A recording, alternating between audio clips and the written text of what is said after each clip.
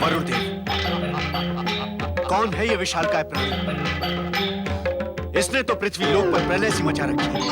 हाँ देवराज, ऐसी विनाश लीला हमने पहले कभी नहीं देखी। दिखने में तो असुर जैसा दिखाई देता है, परंतु ये कहना कठिन है कि ये है कौन। नारायण नारायण।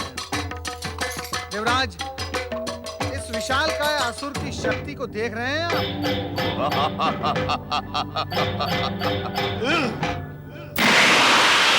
ऐसी शक्ति, ऐसा साहस, नारायण नारायण।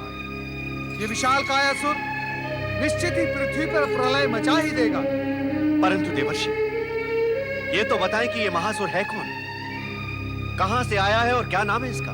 नारायण नारायण। देवराज, इस समय तो मैं केवल इतना बता सकता हूं कि ये असुर है और असुर के सिवाय कोई नहीं। परंतु ये कौन है, ये तो केवल त्रिदेव ही बता सकते हैं। तो आप त्रिदेव से पूछकर क्यों नहीं आते? हमें भय है देवर्षि कि ये महाअसुर पृथ्वी लोक को नष्ट भ्रष्ट करके स्वर्ग पर आक्रमण अवश्य करेगा। देवराज, आप मुझे इसका नाम त्रिदेव से पूछने के लिए कह रहे हैं आप? तो फिर आप स्वयं ये कार्य क्यों नहीं कर लेते? देवराज, मैं आपका सहायक और शुभचिंतक हूं, आपकी आज्ञा का पालन करने वाला अनुचर नहीं। यदि भविष्य में भी आपने ऐसा ही अपमानजनक व्यवहार मेरे साथ किया तो आप मेरी सहायता और शुभचिंतन दोनों से हाथ धो बैठेंगे। नारायण नारायण। देवर्षि, देवर्षि तो बुरा मान गए, अब क्या होगा? देवराज, क्षमा करें, आपका देवर्षि के साथ ऐसा व्यवहार करना उचित नहीं था। अग्निदेव, घबराहट में ऐसी भूल हो जाती है। अब आप मुझे पुनः उपदेश देने की चेष्टा ना करें। अब मुझे इस विनाशकारी असुर का स्वयं पता लगाना होगा।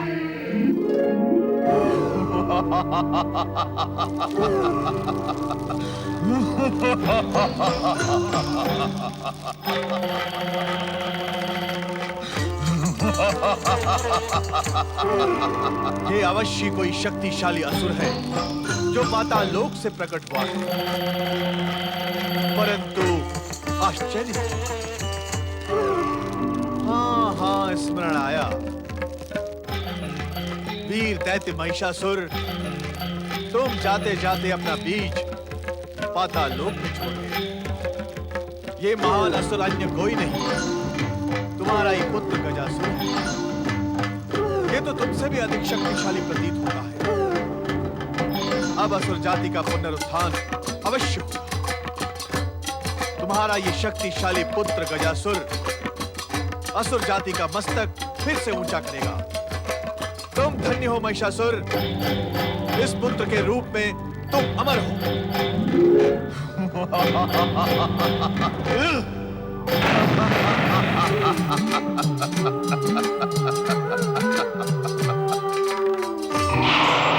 तुम धन्य हो गजासुर, तुम धन्य हो।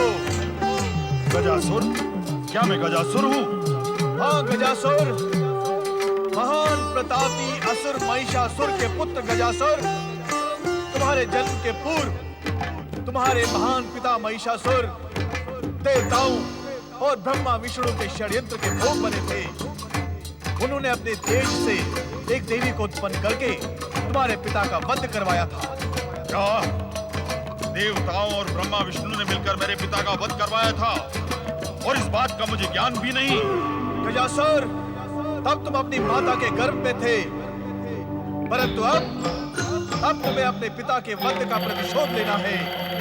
पृथ्वी, पाताल और स्वर्ग लोक पर असुरों का साम्राज्य पुनः स्थापित करना है। अपने पिता के वध का प्रतिशोध तुम इसी प्रकार ले सकते हो। प्रतिशोध प्रतिशोध तो मैं अवश्य लूंगा, परंतु पहले ये बताएं, मुझे ये सब बताने वाले आप हैं कौन? हम हैं दैत्य गुरु शुक्राचार्य। इस संसार में दैत्यों के एकमात्र शुभ चिंतक शुक्राचार्य। शुक्राचार्य? दैत्य गुरु शुक्राचार्य? हाँ वत्स, तुम्हारे प्रतिशोध को सफल बनाने के लिए हम तुम्हारा मार्गदर्शन करेंगे। आपको देखते ही मुझे लग रहा है कि आप हम असुरों के शुभ चिंतक हैं।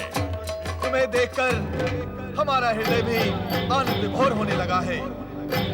हम असुरों का पुनरुत्थान करने के इच्छुक हैं और तुम ये कार्य सरलता से संपन्न कर सकते हो। कैसे? मुझे बताएं दैत्य गुरु, कैसे? बताएं। असुरों के पुनरुत्थान के लिए मुझे क्या करना होगा? पहले तुम अपना आकार छोटा बना लो। छोटे बनकर भी तुम पहले के समान शक्तिशाली बने रहोगे। हमारे पास आओ, हम तुम्हें बताएंगे कि अब तुम्हें क्या करना होगा।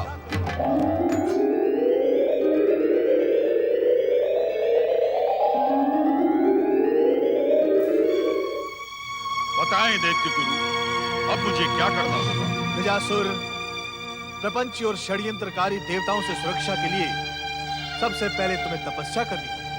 तपस्या? ये क्या होती है? तपस्या में शरीर को तपाया जाता है, अपनी आत्मा के बल को बढ़ाया जाता है। तपस्या से शक्ति प्राप्त होती है, जिसके प्रभाव से किसी भी देवता को प्रसन्न करके उन्हें वरदान देने के लिए विवश किया जाता है। दैत्य गुरु, अभी अभी आपने मेरे पिता का वध कराने वाले षड्यंत्रकारियों में ब्रह्मा का भी नाम लिया था, तो क्या वे तपस्या के पश्चात मेरी सहायता करेंगे? अवश्य करेंगे। पहले तुम तप करके ब्रह्मा को वरदान देने के लिए विवश करो। ब्रह्मा हमारे शत्रु देवताओं के शुभ चिंतक हैं, ये सत्य है, किंतु तप और साधना का प्रतिफल देना आराध्य का कर्तव्य हो जाता है। इसी कारण उन्होंने सदा असुरों को वरदान देकर शक्तिशाली बनाया है। वरदान प्राप्त करने के पश्चात सदा असुरों ने स्वर्ग पर अपने साम्राज्य का झंडा फहराया है। अर्थात ब्रह्मा हमारे शत्रु नहीं शुभ चिंतक हैं, तो हम उन्हें शत्रु कैसे कह सकते हैं दैत्य गुरु? शत्रु और मित्र की परख करने में तुम्हें अभी बहुत समय लगेगा गजासुर। इस दृष्टि से अभी तुम बालक हो, तुम्हें बहुत कुछ सीखना है। सीखना है तो सीखूंगा गुरुदेव, आपसे ही सीखूंगा। सबसे पहले तुम किसी एकांत पर्वत शिखर पर खड़े होकर अपनी तपस्या प्रारंभ करो, और जब तक ब्रह्मा स्वयं आकर वरदान न दे, तब तक अड़िग रहकर एक स्थान पर खड़े रहो। खान पान से अपना ध्यान हटाकर मन को दृढ़ करके जो भी कष्ट आए उन्हें सहते रहो। कष्ट सहता रहूं? किस लिए? वरदान प्राप्त करने के लिए। वरदान प्राप्त करने के पश्चात तपस्या के सारे कष्ट तुम क्षण भर में विसर जाओगे।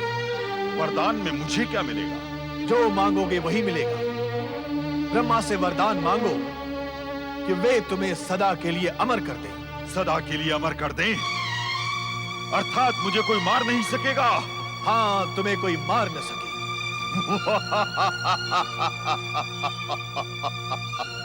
परंतु इतना ही मांगकर मौन न हो जाना।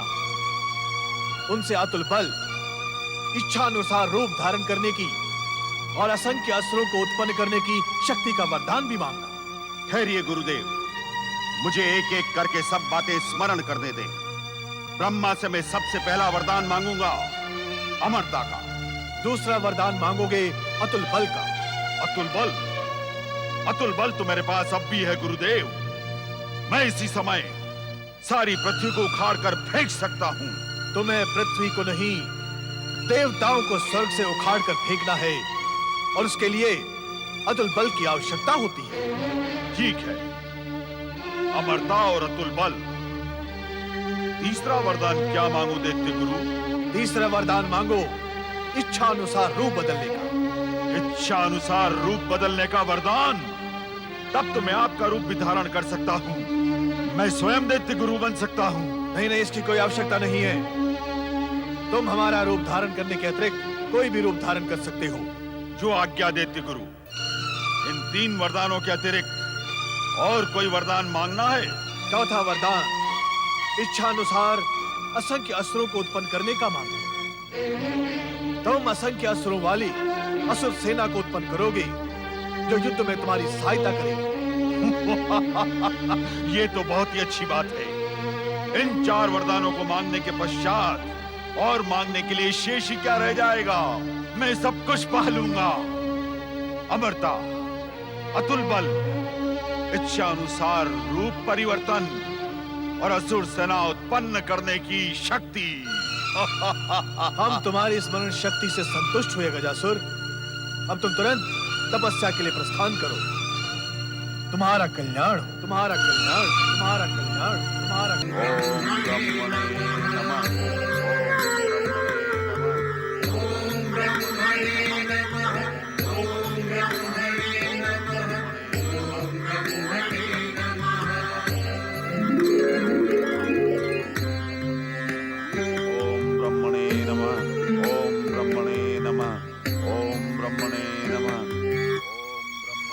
हमारे घोर शत्रु दैत्य गुरु शुक्राचार्य से आदेश पाकर महिषासुर के पुत्र ने तपस्या प्रारंभ कर दी है। देवराज, इस तपस्या का परिणाम तो आप जानते ही हैं। ब्रह्मदेव इसकी पुकार अवश्य सुनेंगे और से वरदान दे ही देंगे। आपका कथन सत्य है वरुण देव। प्रणाम देवर्षि। कल्याण भव। देवताओं का कल्याण तभी संभव हो सकता है जब ब्रह्मदेव हम पर कृपा करें।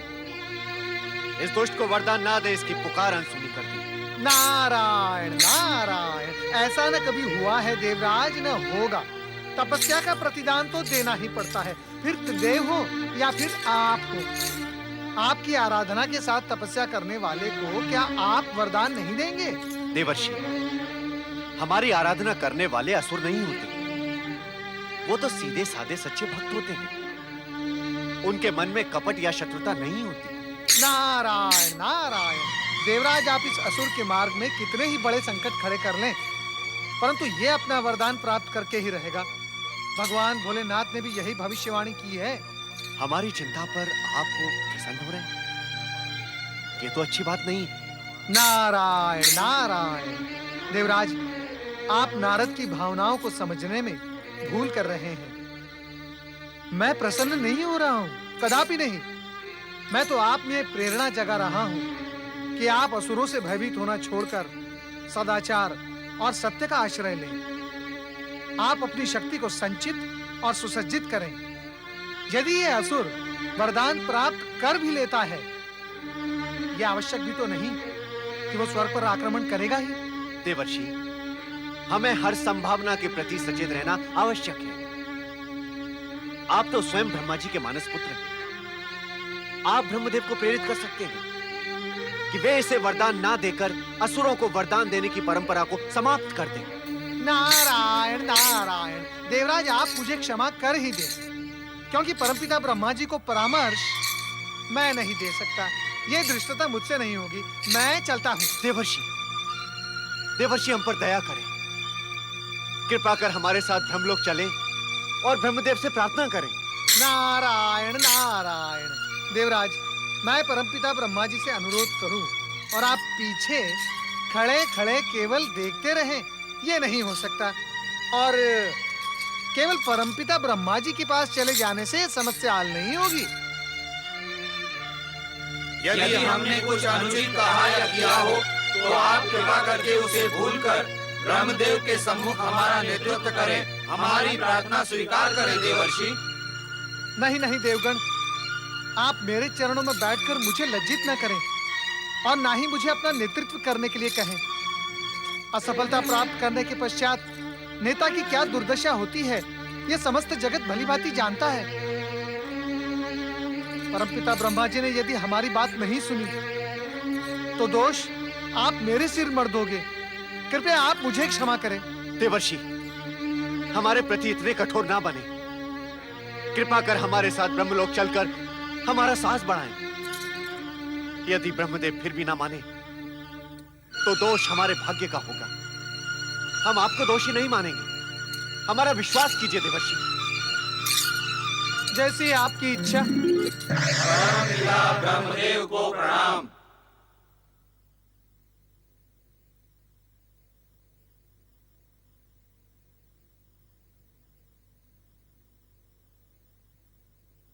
लंबे समय पश्चात तुम्हें ब्रह्मलोक में देखकर हमें प्रसन्नता हुई नारद।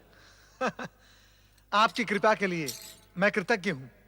परमपिता, हम जिस उद्देश्य से आप यहाँ आए हैं वो हमसे छुपा नहीं है देवराज। परमपिता, हम आपसे यही निवेदन करने आए हैं कि निवेदन करने की कोई आवश्यकता नहीं है देवराज। हम आपकी समस्या से परिचित हैं, परंतु आपकी चिंता व्यर्थ है। हमारी चिंता व्यर्थ है? हमारी चिंता व्यर्थ कैसे हो सकती है ब्रह्मदेव? आपसे वरदान पाते ही असुर सर्वप्रथम स्वर्ग पर ही आक्रमण करते हैं। इसीलिए हम आपसे विनती करते हैं ब्रह्मदेव, गजासुर को वरदान कदापि ना दें। क्या यह संभव है नारद? कोई निष्ठापूर्वक हमारी आराधना करे, कठोर तपस्या करे और हम उसे वरदान न दें? परमपिता, मैंने देवराज इंद्र को इस सत्य से अवगत करवा दिया है कि यह संभव नहीं है। यदि तपस्वी कठोर तपस्या करके अपने आराध्य को प्रसन्न करेगा तो उसे वरदान तो देना ही होगा। नारायण नारायण। जब तुमने देवराज को ज्ञात करा दिया था तो इन्हें यहां लेकर क्यों आए? क्या तुम ये समझ रहे थे कि प्रार्थना करने पर हम तपस्या और वरदान के नीति नियम बदल देंगे? नहीं परमपिता, कदापि नहीं।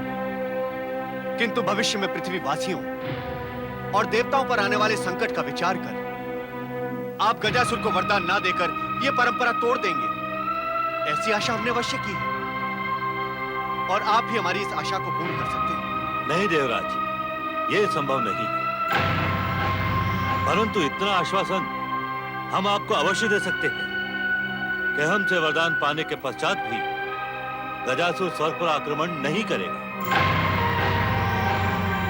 क्या आपको हमारे कथन पर विश्वास नहीं है देवराज? नहीं परमपिता, ऐसा कदापि नहीं है। नारायण नारायण। परमपिता, देवराज इंद्र आपसे वचन लेने ही तो यहाँ आए हैं। इन्हें आपके कथन पर यदि विश्वास ना होता तो ये यहाँ आते ही क्यों? हम आपको पुनः विश्वास दिलाते हैं कि गजासुर स्वर्ग पर आक्रमण नहीं करेगा। नारायण नारायण। देवराज इंद्र, आपकी समस्या का समाधान तो हो गया, परंतु अब उन निर्दोष पृथ्वीवासियों का क्या होगा? अपनी वरदानी शक्ति का उपयोग कर गजासुर उन्हें पीड़ित अवश्य करेगा। इस असुर का अत्याचार सीमित होगा नारद। हम अपनी दिव्य दृष्टि से देख रहे हैं कि गजासुर का वध भगवान शिव शंकर के हाथों होगा।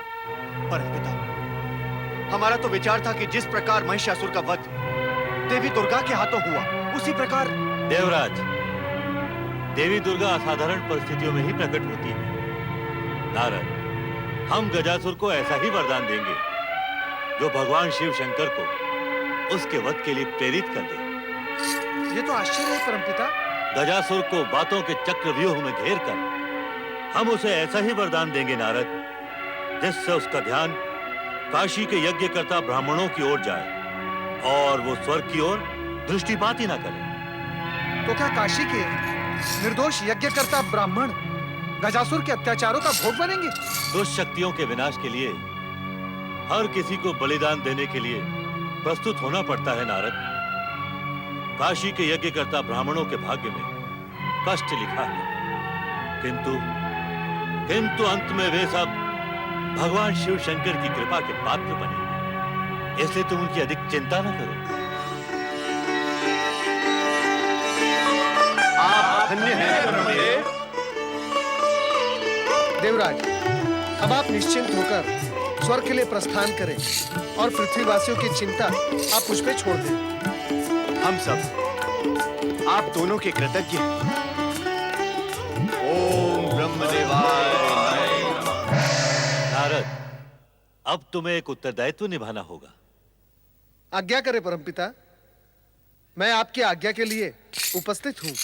काशी के यज्ञकर्ता ब्राह्मणों को सावधान करो कि वे यज्ञेश्वर शिव की आराधना से विचलित न हो। यदि गजासुर ने उन पर आक्रमण किया तो भगवान शिव उनकी रक्षा करें। मैं तुरंत उन्हें ये संदेश पहुंचा दूंगा परमपिता। तुम्हें अपनी चतुराई का उपयोग करके वरदान के पश्चात गजासुर को स्वर्ग पर आक्रमण करने से भी रोकना होगा। यह भी तुम्हारा ही उत्तरदायित्व है। ये उत्तरदायित्व भी मैं निभाऊंगा परमपिता। मेरे लिए और क्या आज्ञा है? गजासुर के प्रहारों से बचने के लिए तुम्हें यज्ञकर्ता ब्राह्मणों के मन में भगवान शिव के प्रति अगाध भक्ति उत्पन्न करनी होगी। हर आपदा से सुरक्षा के लिए शिव भक्ति से बढ़कर और कोई कवच नहीं होता। जो आज्ञा परमपिता।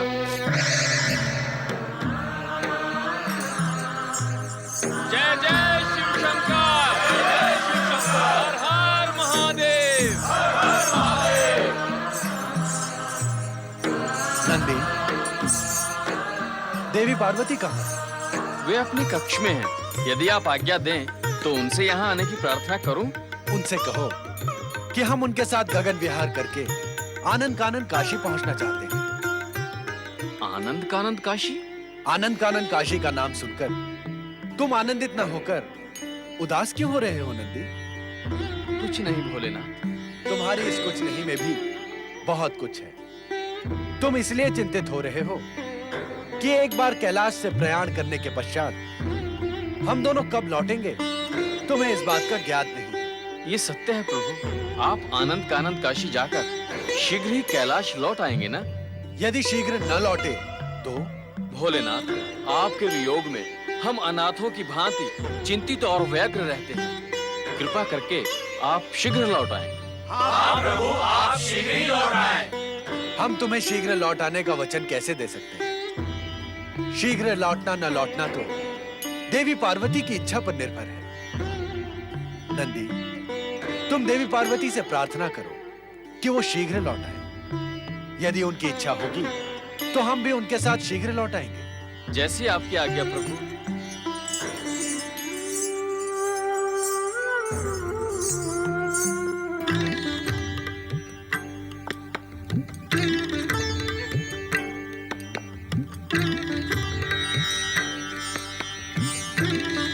स्वामी, अचानक आनंद कानन जाने का विचार आपके मन में कैसे आया?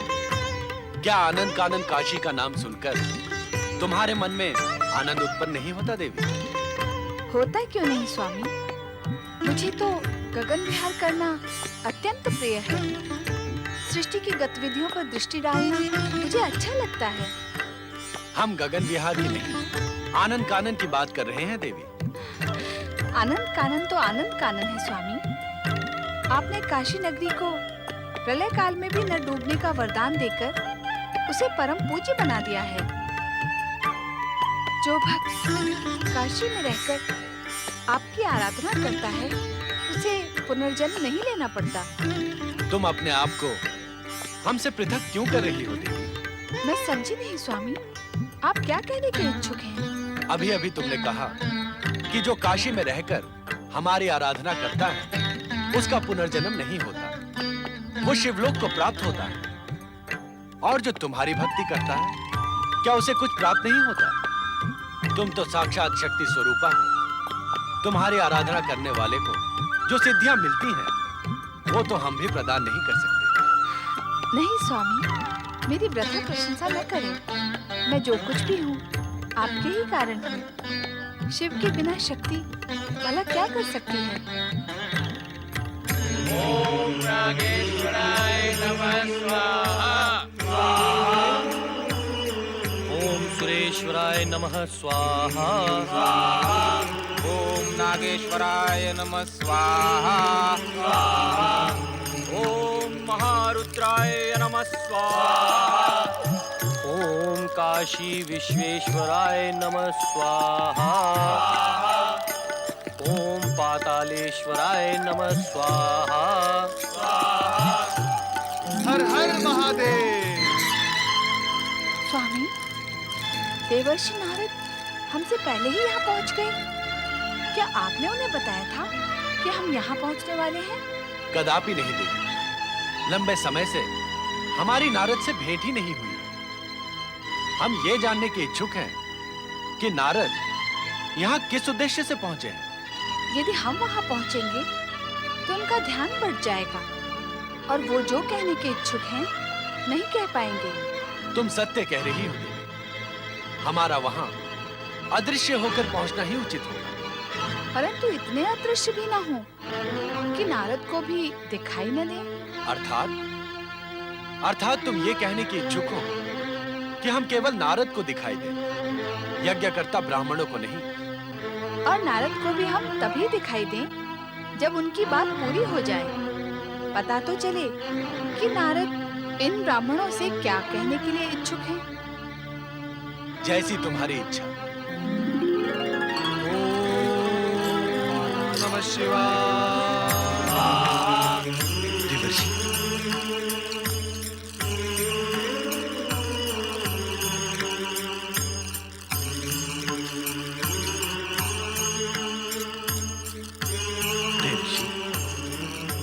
आपने साक्षात हमारी इस यज्ञ भूमि में प्रकट होकर हमें गौरवान्वित किया है। आपके आगमन से हमारी ये यज्ञ भूमि पावन हुई। बोलो देवर्षि नारद की। नहीं नहीं ब्राह्मण देवता, मैं इस यज्ञ भूमि में अपनी जय जयकार का अधिकारी नहीं हूँ। देवर्षि, आप तो ब्रह्मा जी के मानस पुत्र हैं, सप्त ऋषियों के समान हमारे पूज्य हैं। यदि हम आपकी जय जयकार नहीं करेंगे तो हमारे मन का उत्साह कैसे व्यक्त होगा? ब्राह्मण देवता, जय जयकार करें जगदीश्वर भगवान भोलेनाथ की, जगत के रचयिता परमपिता ब्रह्मा जी की और जगत के पालनहार भगवान श्री हरि विष्णु की। बोलो त्रिदेव ब्रह्मा विष्णु महेश की।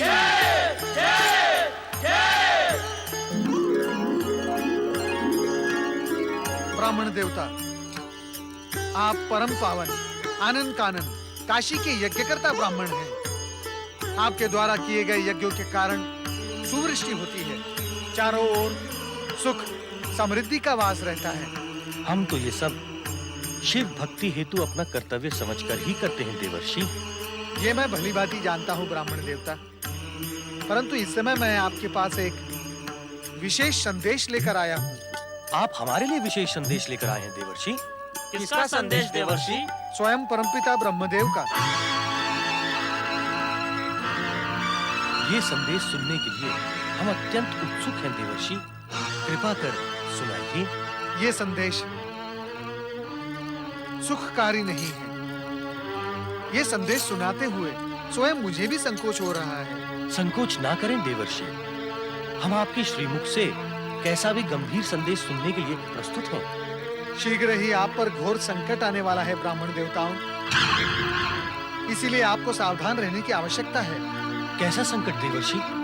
ये संकट शक्तिशाली असुर के अत्याचारों के रूप में भी आ सकता है, परंतु आप यज्ञेश्वर भगवान भोलेनाथ की आराधना में लीन रहें। ये आनंद कानन काशी भगवान भोलेनाथ और माता पार्वती का प्रिय क्षेत्र है। यहाँ निवास करने वालों की और यहाँ रहकर भगवान भोलेनाथ की आराधना करने वालों की वे सदा रक्षा करते हैं। शिव आराधना तो हमारा परम धर्म है देवर्षि, उसे हम भला कैसे छोड़ सकते हैं? मैं एक और रहस्य की बात बताने यहाँ आया हूँ। परमपिता ब्रह्मा जी ने यह भी बताया है कि जो असुर आप पर अत्याचार करेगा उसका वध भगवान भोलेनाथ के हाथों ही होगा। इसीलिए आप यज्ञ और भगवान भोलेनाथ की आराधना निश्चिंत होकर करते रहें। बस यही संदेश देने के लिए मैं यहाँ आया था। देवर्षि, ये संदेश आपने हमसे क्यों छुपाया? प्रणाम भोलेनाथ। प्रणाम माता भोलेनाथ। कोई भी रहस्य आपके लिए रहस्य रहता ही नहीं। मैं तो केवल। क्या आप हमें विवश करने के इच्छुक हैं कि गजासुर का वध हम करें? आप जानते हैं कि जब तक कोई असुर अत्याचारों की चरम सीमा लांघ नहीं जाता, तब तक हम उसका वध नहीं करते। और यहाँ तो इस समय केवल उसके अत्याचारों की बात ही हो रही है। हम चकित हैं देवर्षि, क्या आप अभी-अभी भगवान शिव और माता पार्वती से बातें कर रहे थे? क्या आपको भगवान भोलेनाथ और माता पार्वती के दर्शन नहीं हुए? नहीं देवर्षि, हमारे ऐसे सौभाग्य कहाँ। ये शिव लीला थी महानुभावों। स्वयं भगवान भोलेनाथ माता पार्वती के साथ यहाँ पधारे थे, इस यज्ञ भूमि को पावन किया। इससे बड़ा सौभाग्य और क्या हो सकता है? स्वयं भगवान भोलेनाथ आपकी रक्षा के लिए यहाँ फिर पधारेंगे। आप निश्चिंत रहें।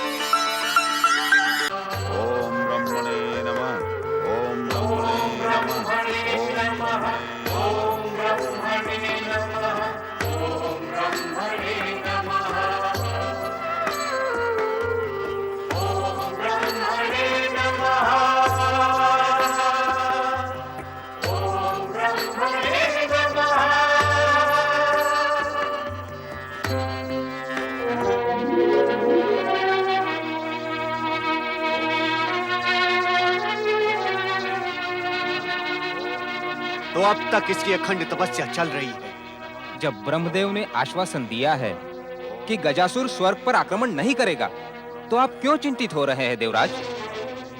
क्या तुम ब्रह्मदेव को नहीं जानते कि वो वरदान देते समय वरदान मांगने वाले के सामने विवश हो जाते हैं? भले ही विवश हो जाएं, परंतु हमें उनके वचन की सत्यता पर विश्वास होना चाहिए। अपनी सुरक्षा के विषय में किसी पर विश्वास नहीं करना चाहिए अग्निदेव। ब्रह्मणे नमः। ओम ब्रह्मणे नमः।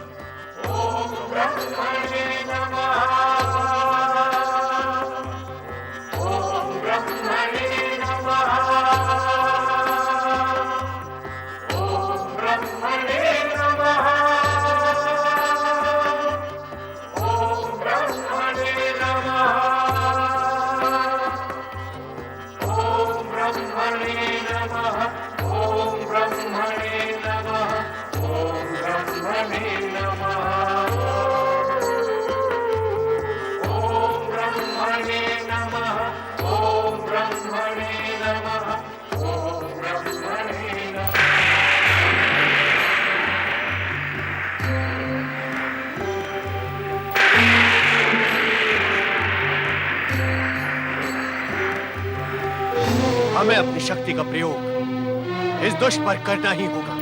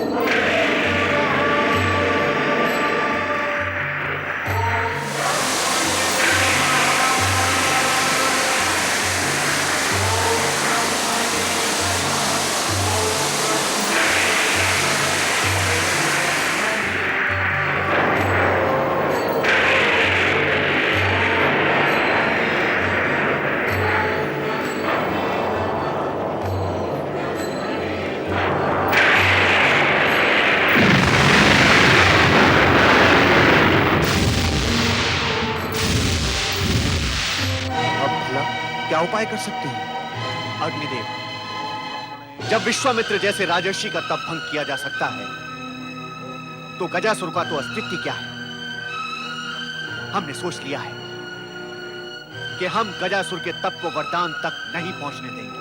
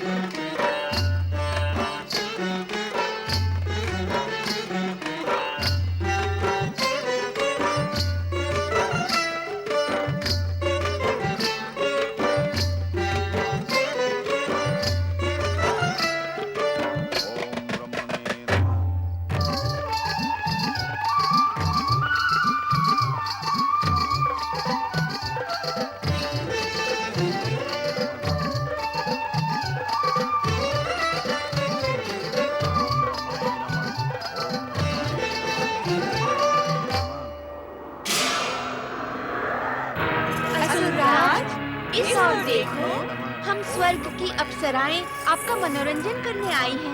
ओम ब्रह्मणे नमः। हमारा नृत्य देखो, ओम ब्रह्मणे नमः।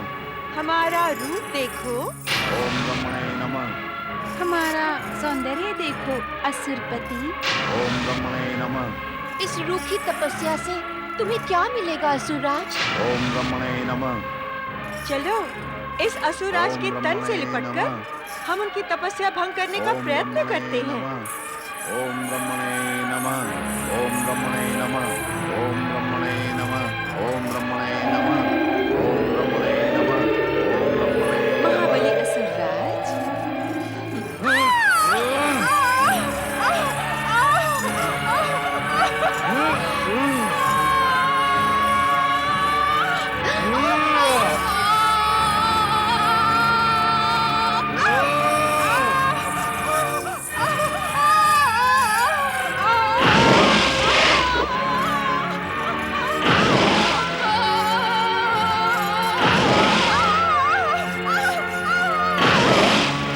ओम ब्रह्मणे नमः। ओम ब्रह्मणे नमः।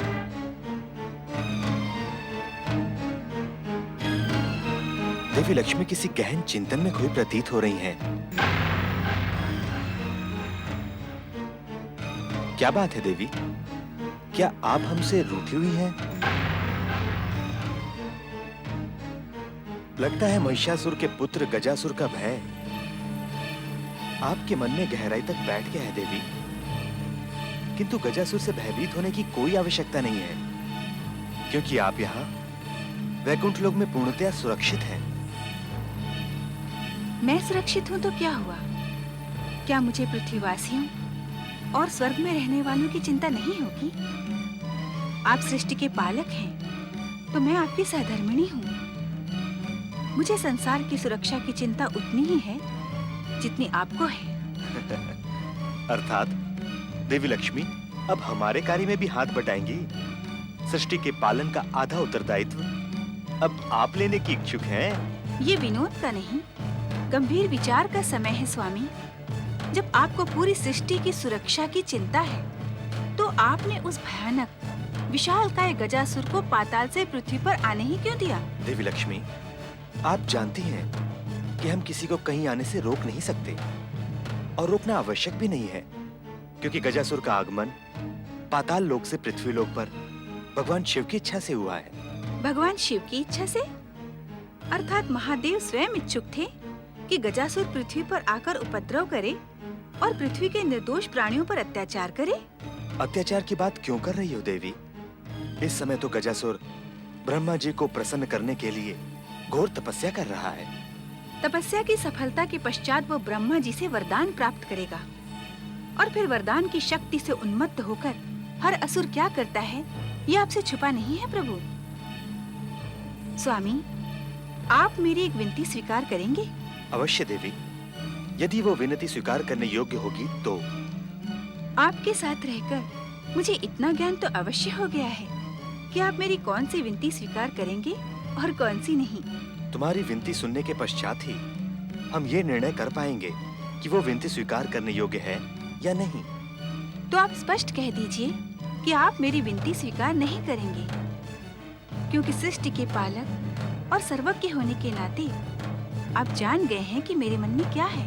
तो हम इन प्रश्नोत्तरों में व्यर्थ समय नष्ट न करके ये स्पष्ट कहेंगे कि हम ब्रह्मा जी को वरदान देने से रोकेंगे नहीं देवी। जब आप त्रिदेवों ने बार बार देख लिया है कि ब्रह्मा जी से वरदान पाने के बाद ये असुर उन्मत्त हो जाते हैं, तब आप ये वरदान देने की परंपरा को तोड़ क्यों नहीं देते?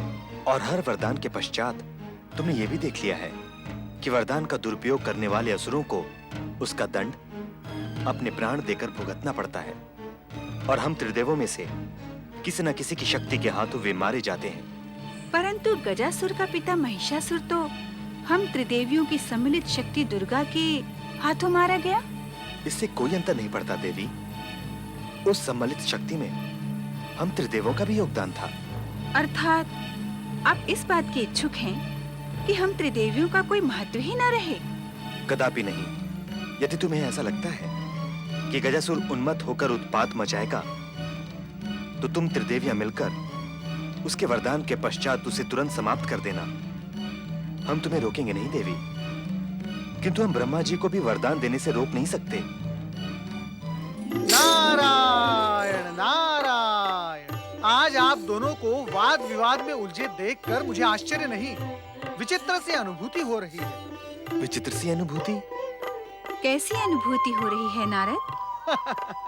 जगत के पालनहार भगवान श्री हरि विष्णु और जगत की समृद्धि और शोभा की देवी माता लक्ष्मी, आप दोनों यदि वाद विवाद में उलझ सकते हैं तो फिर साधारण मनुष्य की तो क्या दशा होती होगी। नारायण नारायण। साधारण मनुष्यों की नहीं, पति पत्नी की बात करो नारद। पति यदि अपनी पत्नी की इच्छा का सम्मान नहीं करेगा तो वाद विवाद तो जन्म लेगा ही। ये तो सृष्टि का सनातन नियम है। आप सत्य कह रही हैं देवी, इसलिए हम स्वयं चुप होकर इस वाद विवाद का अंत किए देते हैं। अब तुम बताओ नारद, क्या नया समाचार लाए हो?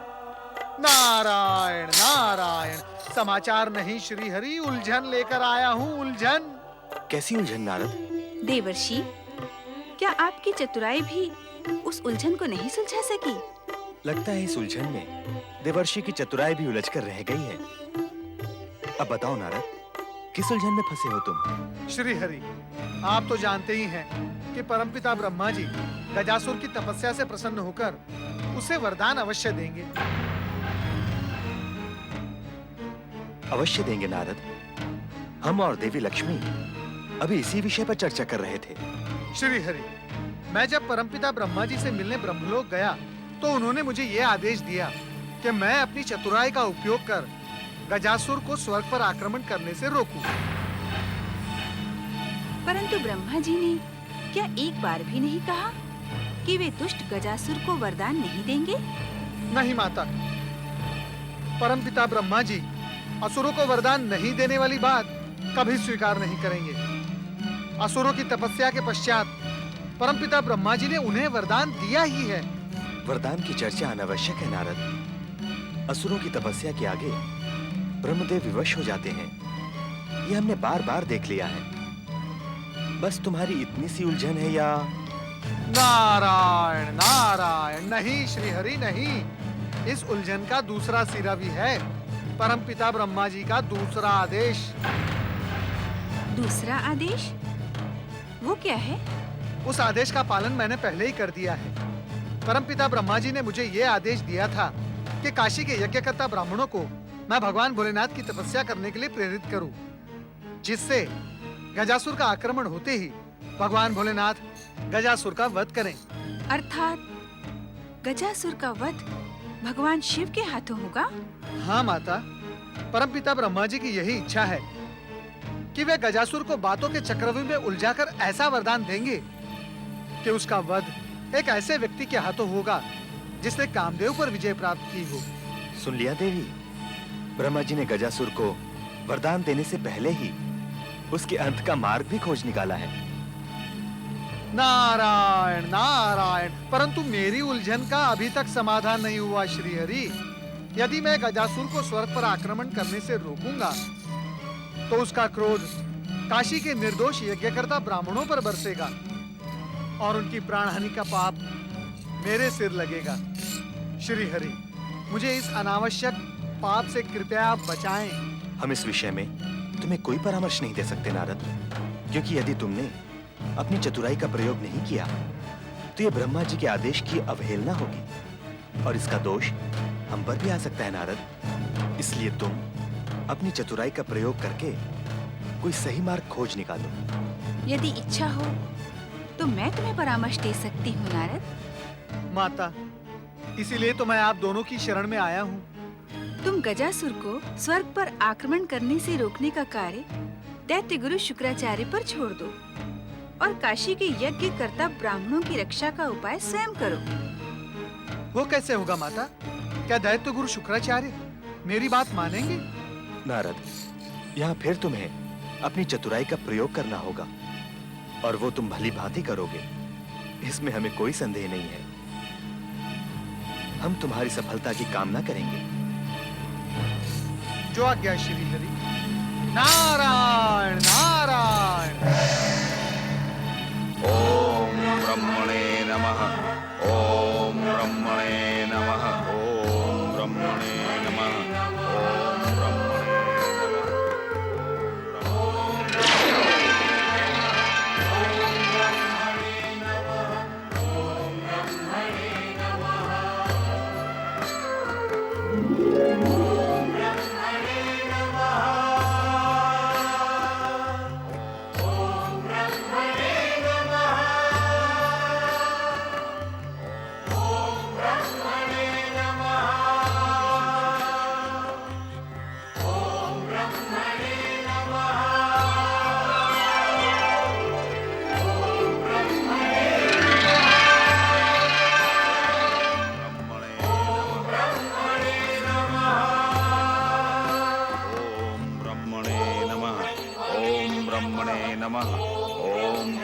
गजासुर, हम तुम्हारी कठोर तपस्या से प्रसन्न हैं। आंखें खोलो गजासुर। ओम ब्रह्मणे नमः। आंखें खोलो गजासुर, हम तुम्हारे समक्ष प्रकट हुए हैं। आंखें खोलो गजासुर।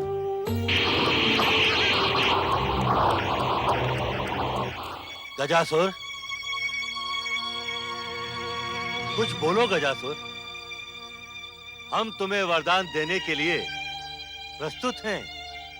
तो आप ही हैं ब्रह्मदेव? हाँ गजासुर। कितने कठोर हृदय हैं आप। मैं इतने कष्ट उठाकर तपस्या करता रहा। तपस्या करते करते कितना समय बीत गया ये आप जानते हैं, मैं नहीं जानता। मुझे इतने कष्ट देकर आपको क्या मिला ब्रह्मदेव? तपस्या जितनी लंबी और कठोर होती है, वरदान भी उतना ही उत्तम मिलता है गजासुर। हमने तुम्हें इच्छित वरदान देने का वचन दे दिया है। मैं सत्य कहता हूं ब्रह्मदेव, मेरा धैर्य अब टूटने लगा था और आप कुछ क्षण और न आते तो मैं विराट आकार बनाकर इस पृथ्वी को नष्ट भ्रष्ट कर देता। तुम ऐसा नहीं कर सकते थे गजासुर। समय से पूर्व और त्रिदेवों की इच्छा के बिना इस पृथ्वी पर प्रलय काल नहीं आ सकता। हम तो तुम्हारी तपस्या शक्ति की परीक्षा ले रहे थे। परीक्षा? हाँ, परीक्षा जो अब पूर्ण हुई। अब कहो, अपनी तपस्या के परिणाम स्वरूप हमसे क्या वरदान पाने के इच्छुक हो? मुझे अमरता का वरदान दें, मुझे तीनों लोगों का राज्य दें और एक ऐसा अतुल बल दें जिससे मैं अपने पिता महिषासुर की हत्या का प्रतिशोध अपने शत्रुओं से ले सकूं। जब महिषासुर का अत्याचार सारी सीमाएं लांघ गया था, तब उसका वध दिव्य शक्ति संपन्न देवी दुर्गा ने किया था। तुम उनसे कदापि प्रतिशोध नहीं ले सकते। यदि तुम उनसे प्रतिशोध का विचार करोगे तो स्वयं नष्ट हो जाओगे। तो पहले मुझे अमरता का वरदान दें।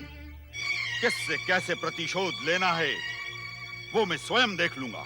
नहीं गजासुर, अमरता का वरदान न हमने आज तक किसी को दिया है और न देंगे, क्योंकि जो इस जगत में जन्म लेता है उसका मरण निश्चित है। तुम कोई और वरदान मांग लो। मैं स्वयं अतुल शक्ति का स्वामी हूं। इच्छा अनुसार विराट आकार बनाकर इस पृथ्वी के टुकड़े टुकड़े कर सकता हूं। मुझे वरदान दें कि मेरा मरण किसी देवता, दानव या मानव के हाथ न हो सके। तथास्तु गजासुर।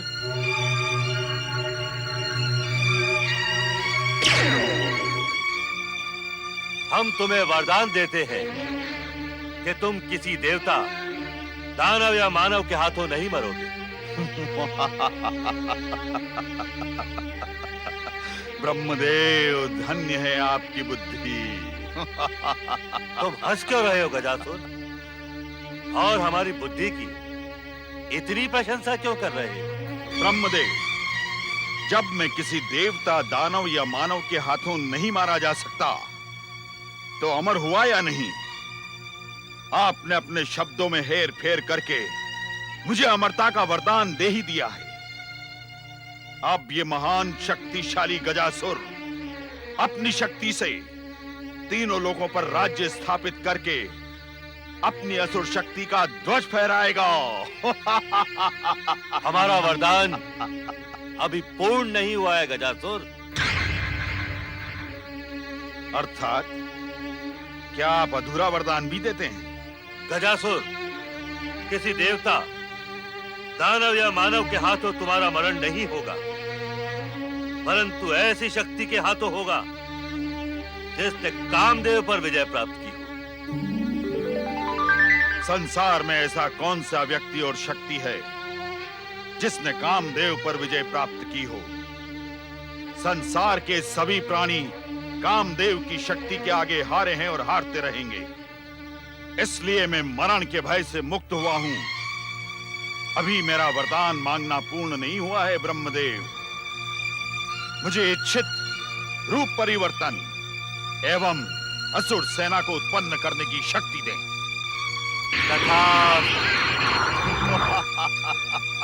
मेरी तपस्या सफल हुई। अब आप जा सकते हैं। तुम्हारा कल्याण हो गजासुर।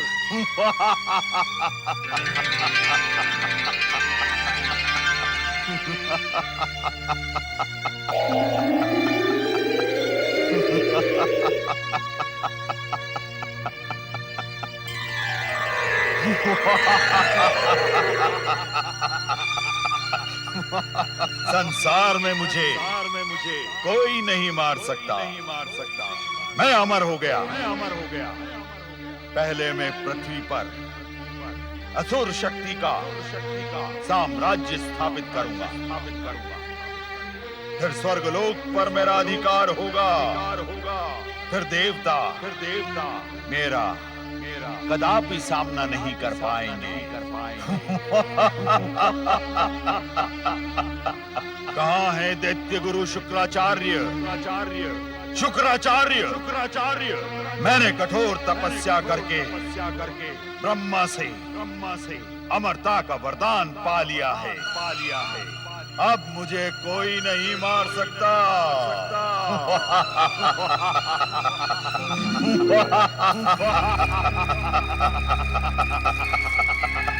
असुरवीर गजासुर, तुमने ब्रह्मा से अमरता का वरदान प्राप्त कर ही लिया। अब तुम दैत्यों के शत्रु देवताओं पर आक्रमण करके तुरंत स्वर्ग पर अधिकार कर लोगे, इसका मुझे पूर्ण विश्वास हो गया है। नारायण नारायण। दैत्य गुरु शुक्राचार्य, संभवतः आपको इस बात का ज्ञान नहीं है कि आपके शिष्य गजासुर को परमपिता ब्रह्मा जी ने क्या वरदान दिया है। नारद, इस समय तुम हमारे ज्ञान की परीक्षा लेने के लिए प्रकट हुए हो। गजासुर हमारी आज्ञा और आदेश लेकर ही तपस्या करने के लिए गया था। उसने शब्दशः वही वरदान मांगा होगा जो वरदान मांगने के लिए हमने उससे कहा था। दैत्य गुरु, इसी बात का तो दुख है कि गजासुर वरदान मांगते समय आपकी सीख भूल गया और छल का आखेट हो गया। भारत, अपने शिष्य गजासुर की निंदा सुनने के लिए हमने तुम्हें यह आमंत्रित नहीं किया था। हमें तुम्हारी कोई बात नहीं सुननी। तुम जैसे आए थे वैसे अदृश्य हो जाओ, अन्यथा तुम्हें हमारे कोप का भयानक परिणाम भुगतना होगा। नारायण नारायण। यदि आप दैत्य गुरु शुक्राचार्य हैं, तो मैं भी देवगुरु बृहस्पति का शिष्य और स्वयं देवर्षि हूँ। आपकी इच्छा होने के पश्चात भी आप मेरा कुछ बिगाड़ नहीं सकते। दैत्य गुरु शुक्राचार्य, मैं जो कुछ यहाँ कहने आया हूँ वो कह के रहूंगा और कहे बिना यहाँ से हटूंगा नहीं। और जो कुछ कहूंगा वो आपके और गजासुर के हित में ही होगा। शीघ्र ही कह डालो जो कहना है। नारायण नारायण। परमपिता ब्रह्मा जी ने गजासुर को वरदान दिया है कि कामदेव पर विजय प्राप्त करने वाला ही उसकी मृत्यु का कारण बनेगा। कौन है कामदेव को जीतने वाला? ये प्रश्न मुझसे न करके स्वयं से करे दैत्य गुरु। संसार में कामदेव पर विजय प्राप्त करने वाले एकमात्र देवाधिदेव शिव शंकर हैं। क्या इस सत्य को आप नहीं जानते? जानते हैं, परंतु ये भी जानते हैं कि असुरों के आराध्य भगवान शिव शंकर एक असुर का वध कदापि नहीं करेंगे। नारायण नारायण। भगवान भोलेनाथ किसी असुर का संहार नहीं करेंगे, परंतु उसका उद्धार तो कर सकते हैं। उद्धार? तुम्हें कहना क्या है नारद? काशी के शिवभक्त यज्ञकर्ता ब्राह्मणों ने भगवान भोलेनाथ को प्रसन्न करने के लिए यज्ञ अनुष्ठान प्रारंभ कर दिए हैं। भगवान शिव उन पर अवश्य प्रसन्न होंगे और उनकी प्रत्येक इच्छा पूर्ण भी करेंगे।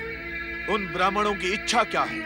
उनकी एकमात्र इच्छा है अत्याचारी गजासुर का वध। गजासुर का वध? हम गजासुर को समझाएंगे कि वो किसी पर अत्याचार न करे। फिर भगवान शिव के हाथों उसके वध की संभावनाएं सारी समाप्त हो जाएंगी। नारायण नारायण। क्या अत्याचार किए बिना ही गजासुर स्वर्ग और पृथ्वी पर अधिकार कर पाएगा दैत्य गुरु? यदि आप मेरा परामर्श स्वीकार करें तो गजासुर के प्राणों की रक्षा हो सकती है। क्या है वो परामर्श? आप शिष्य गजासुर से कहें कि काशी की यज्ञकर्ता ब्राह्मणों का यज्ञ पूर्ण ही ना होने दे, किसी भी प्रकार विघ्न बाधा उत्पन्न करके भगवान भोलेनाथ के प्रसन्न होने का मार्ग अवरुद्ध कर दें। न भगवान भोलेनाथ प्रसन्न होंगे, न ब्राह्मणों की इच्छा पूर्ण होगी। नारायण नारायण। कहीं इस परामर्श के पीछे तुम्हारा कोई निजी स्वार्थ तो नहीं है नारद? दैत्य गुरु, नारद निजी स्वार्थ के लिए कभी कोई कार्य करता ही नहीं। जो भी कार्य करता है अन्य की भलाई के लिए, और यहाँ अन्य की भलाई ये है कि गजासुर के प्राणों की रक्षा के साथ साथ निर्दोष प्राणियों की भी रक्षा हो। और उसका एकमात्र उपाय ये है कि भगवान भोलेनाथ के कोप से बचना। और भगवान भोलेनाथ के कोप से बचने का एकमात्र उपाय ये है कि ब्राह्मणों का यज्ञ पूर्ण ही ना होने देना। हम समझ गए नारद, इस बार तुम हमारे शुभ चिंतक बनकर आए हो। हम तुम्हारे इस परामर्श पर गहराई से विचार करेंगे। दैत्य गुरु शुक्राचार्य, कुछ ही समय में वरदानी गजासुर यहाँ आने ही वाला होगा। उसे उचित परामर्श देकर काशी भेजें और उसके कल्याण का मार्ग प्रशस्त करें। अब आप मुझे आज्ञा दें। नारायण नारायण।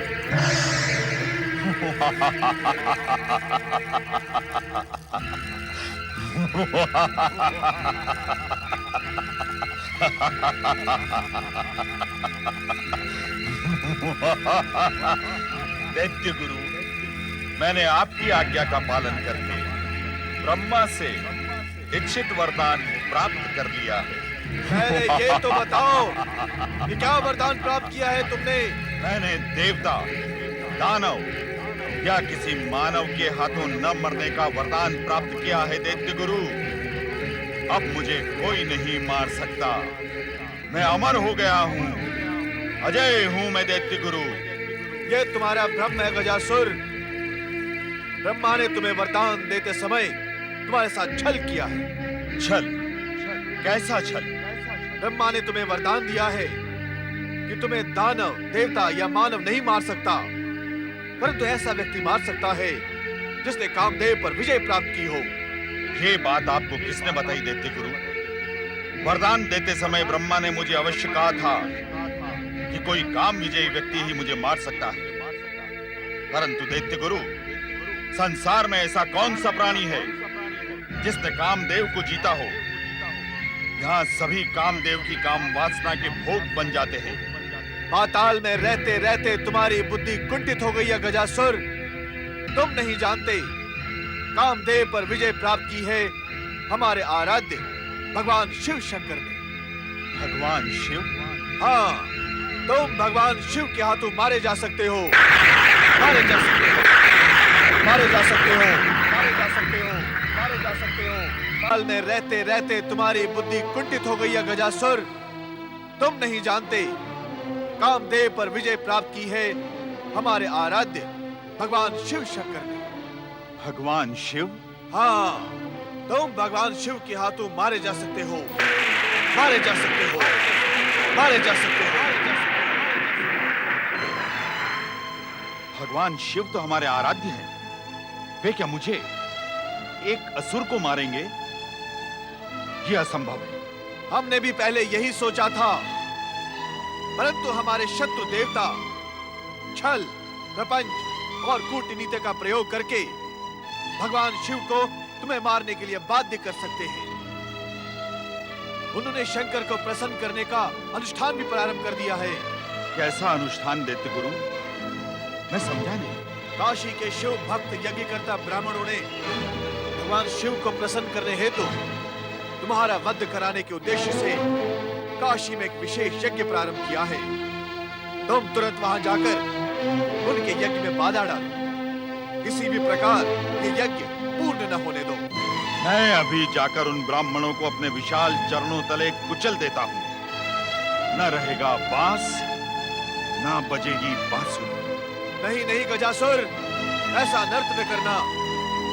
यदि तुमने शिव भक्तों पर अत्याचार किया तो भगवान शिव कोपायमान होंगे और फिर उनके हाथों तुम्हारा संहार निश्चित है। इसलिए क्या करूं? उन पर अत्याचार भी न करूं और यज्ञ भी पूरा होने दूं? ये दोनों बातें कैसे संभव है? गजासुर, सबसे पहले तुम अपना आकार छोटा करो। अब वरदान प्राप्त करके तुम अतुल बलशाली बन गए हो। तुम्हें विशालकाय बने रहने की कोई आवश्यकता नहीं। अपने को सामान्य करके हमारे पास आओ। हम तुम्हें बताएंगे कि तुम्हें क्या करना होगा।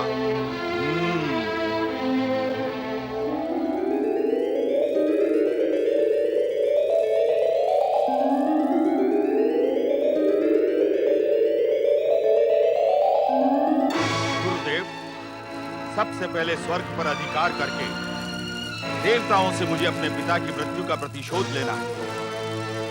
पहले ये कार्य कर लूं, फिर काशी के ब्राह्मणों का यज्ञ चुटकियों में ध्वस्त कर दूंगा।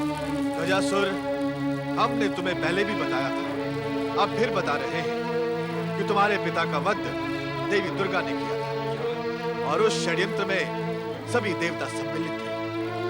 उन्होंने ये आवाहन करके त्रिदेवियों की शक्ति से देवी दुर्गा को प्रकट किया था। कौन थी वो त्रिदेवियां? देवी लक्ष्मी, सरस्वती और शिव संगनी माता पार्वती। परंतु तुम उनसे प्रतिशोध नहीं ले सकते हो। तुम्हारी वरदानी शक्ति उन तीनों को कोई हानि नहीं पहुंचा सकती, क्योंकि वे अपने अपने लोक में सुरक्षित हैं। तुम्हें सबसे पहले काशी में यज्ञ करता ब्राह्मणों का यज्ञ रोकना है, अन्यथा तुम भगवान शिव के हाथों वध का पात्र बन सकते हो। नहीं दैत्य गुरु, सबसे पहले मेरे पिता के वधकर्ताओं से मैं प्रतिशोध लूंगा। उसके बिना मुझे शांति नहीं मिलेगी। गजासुर, मेरी बात सुनो गजासुर। उन त्रिदेवियों की शक्ति अपार है। वहां न जाना गजासुर, वहां न जाना।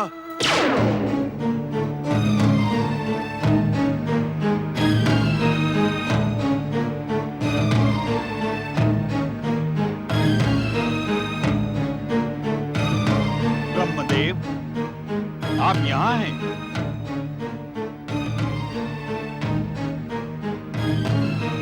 अर्थात देवी सरस्वती भी आपके साथ ही रहती है।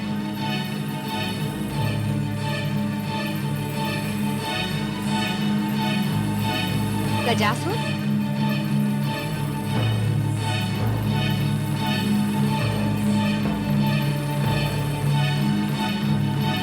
ब्रह्मदेव, जागे ब्रह्मदेव, आपका वरदानी गजासुर यहाँ आ पहुंचा है।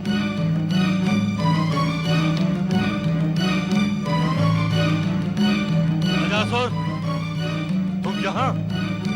चले जाओ यहाँ से। ब्रह्मदेव, आपकी दी हुई वरदानी शक्तियों का उपयोग मैं यही करूंगा। मेरे पिता का वध करने वाली दुर्गा इन्हीं सरस्वती की ज्योति से प्रकट हुई थी। ब्रह्मदेव, इस दुष्ट को यही समाप्त कर दे। हम इसे समाप्त नहीं कर सकते देवी। अपने दिए हुए वरदान के कारण हम विवश हैं। तो फिर मैं देवी दुर्गा की ज्योति शक्ति केंद्रित करके मैं ही इसे समाप्त कर दूंगी।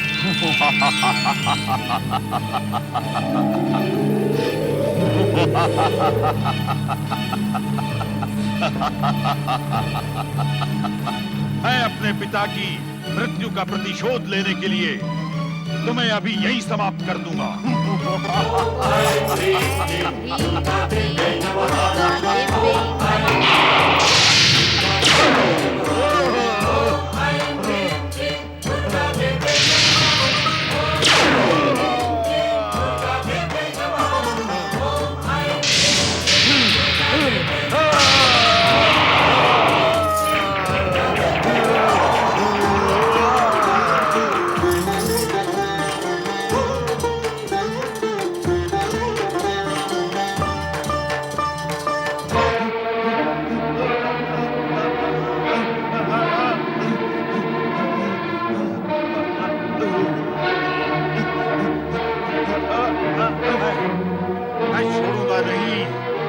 प्रतिशोध लूंगा।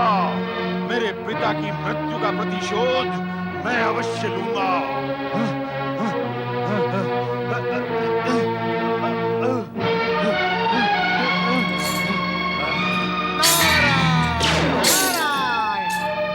गजासुर, प्रतिशोध लेते लेते तुम्हारी ये दुर्दशा कैसे हो गई? तुम कौन हो? तुमने मुझे रोका क्यों? वो ये जानने के लिए कि तुम्हें ऊपर से नीचे फेंका किसने? दुर्गा बनने वाली देवी सरस्वती ने। ओहो हो, देवी सरस्वती ने। धन्य है वीणा वादिनी माँ शारदा, धन्य है। आप ये सब भी कर सकती हैं? अब मैं देवी लक्ष्मी से प्रतिशोध लूंगा। वो भी दुर्गा का अंश बनी थी। तुम देवी लक्ष्मी से प्रतिशोध लोगे? तुम? नारायण नारायण, देवी लक्ष्मी तो माता सरस्वती से भी अधिक उग्र हैं। वे उग्र हैं तो मैं वरदानी हूँ, मैं महाबलशाली हूँ। पहले ये बताओ, देवी लक्ष्मी मुझे कहाँ मिलेगी? नारायण नारायण, माता लक्ष्मी जहाँ निवास करती है वहाँ तो मुझ जैसा कोई बिरला ही पहुँच सकता है। पता नहीं तुम ब्रह्मलोक कैसे पहुँच गए? नारायण नारायण। जिन ब्रह्मा ने मुझे वरदान दिया, क्या उन ब्रह्मा के पास मैं नहीं पहुँच पाता? वे मेरे पास पहुँच सकते हैं, तो क्या मैं उनके पास नहीं पहुँच सकता? धन्य है परमपिता ब्रह्मा जी, आप और आपकी ये लीला धन्य है। अब जहाँ कहीं भी होगी लक्ष्मी, मैं उसे ढूंढ निकालूंगा। मैं उससे अपना प्रतिशोध लूंगा। अवश्य लेना। नारायण नारायण। ये माता लक्ष्मी, ये गजासुर आपसे प्रतिशोध लेने की इच्छा प्रकट कर रहा है। कृपया आप इसे दर्शन दे ही दें।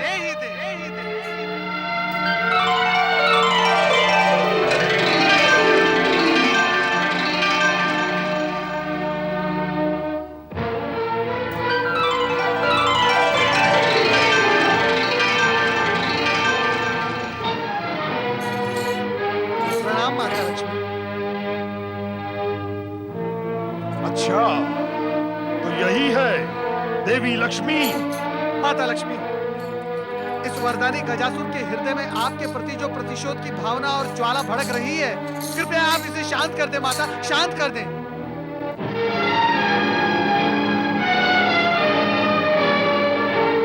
जय दैत्य गुरु।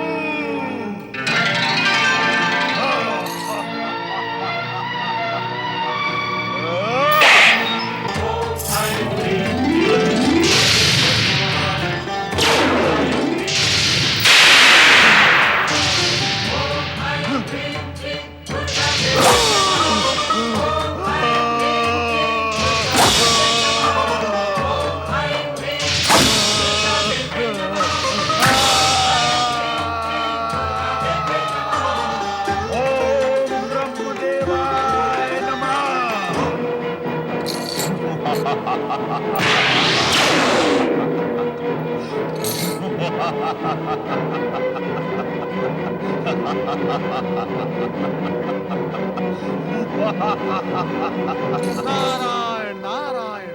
माता, आपने अपने इस कमलास्त्र से इस दुष्ट के टुकड़े तो कर दिए, परंतु ये पहले से सब फिर हो गया।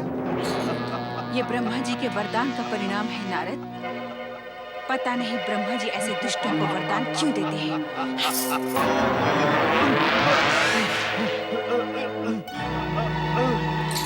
धन्य है माता, धन्य है।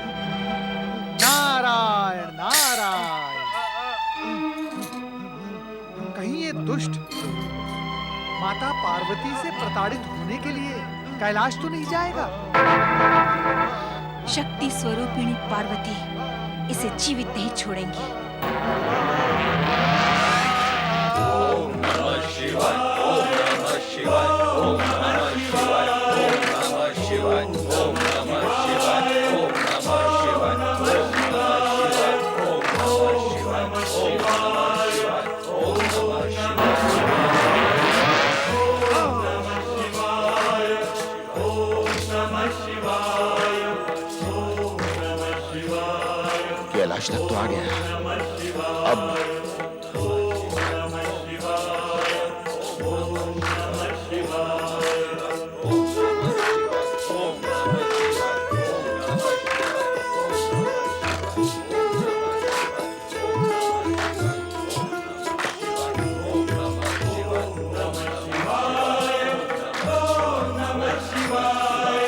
इस जटाजूटधारी बागंबर पहने व्यक्ति को देखकर मेरी मन में भक्ति भाव क्यों उत्पन्न हो रहा है? अच्छा, तो यही है शिव।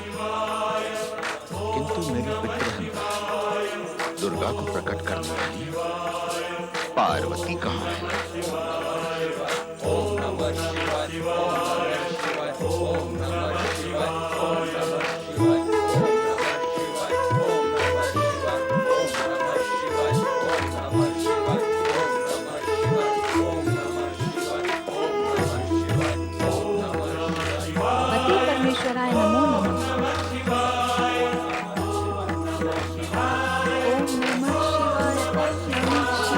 ओम नमः शिवाय, ओम नमः शिवाय, ओम नमः शिवाय, ओम नमः शिवाय, ओम नमः शिवाय, ओम नमः शिवाय, ओम नमः शिवाय, ओम महिषासुर मर्दिनी साक्षात शक्ति स्वरूपा देवी पार्वती।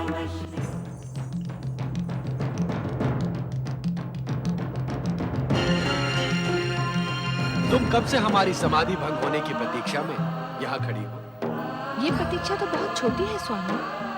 आपकी समीपता और आपको पति रूप में प्राप्त करने के लिए मैंने वर्षों इसी तरह खड़े रहकर आपकी तपस्या की है। देवी पार्वती, तुम स्वयं शक्ति स्वरूपा हो। शक्ति के बिना शिव की कल्पना भी नहीं की जा सकती।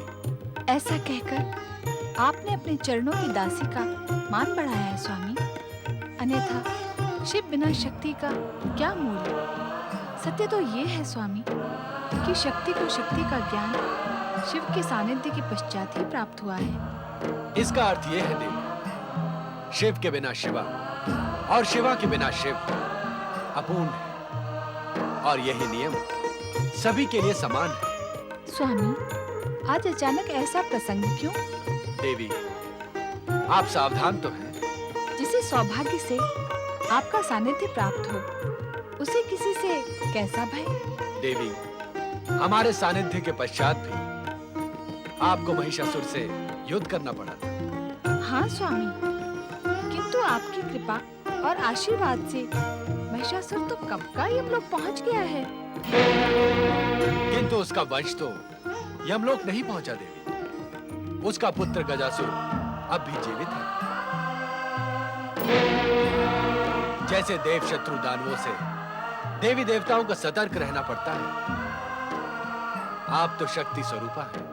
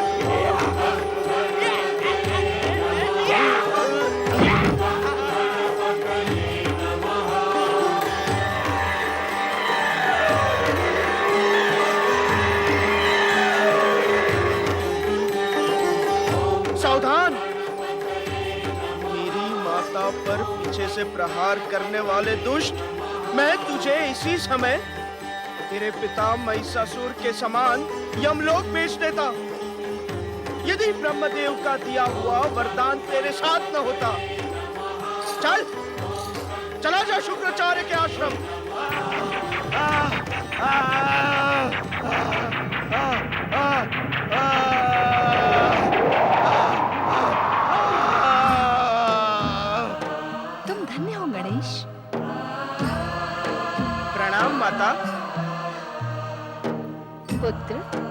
अचानक यहाँ कैसे आ गए? जैसे ही पिता शिवशंकर ने आपसे सावधान रहने के लिए कहा, मैं सावधान हो गया। अरे गणेश के रहते हुए कोई उसकी माता पर प्रहार भी कैसे कर सकता है? तुम धन्य हो गणेश, पुत्र हो तो तुम जैसा। माता, मेरा अनिवार्य कार्य पूर्ण हुआ, अब मुझे आज्ञा दे।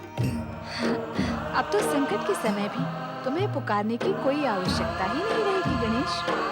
जब भी तुम्हारी आवश्यकता होगी तुम स्वयं पहुंच जाओगे। आपकी कृपा तथा आशीर्वाद से ऐसा ही होगा माता। प्रणाम। ओम नमः शिवाय। ओम नमः शिवाय।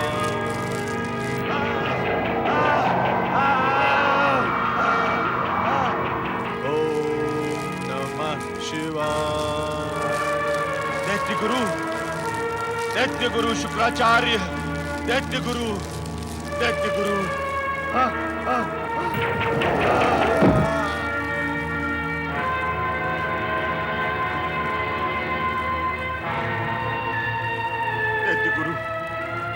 देखिए मेरी ये दुर्दशा।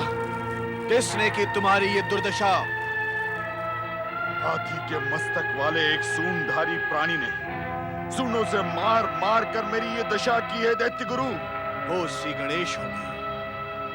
तुमने अवश्य माता पार्वती के प्रति दुष्टता की होगी। गजासुर, हमने तुम्हें पहले ही सचेत कर दिया था कि तुम देवियों से प्रतिशोध नहीं ले सकते। जब मैं प्रतिशोध नहीं ले सकता तो वरदान का अर्थ ही क्या है दैत्य गुरु? वरदान का लाभ उठाने की इच्छुक हो तो जैसा हमने कहा उसका पालन करो। जाओ, काशी के यज्ञकर्ता ब्राह्मणों को यज्ञ पूर्ण करने से रोको। हम तुम्हें अपने मंत्र बल से पुनः पूर्ववत बना देते हैं। जय मृत्युंजय महादेव।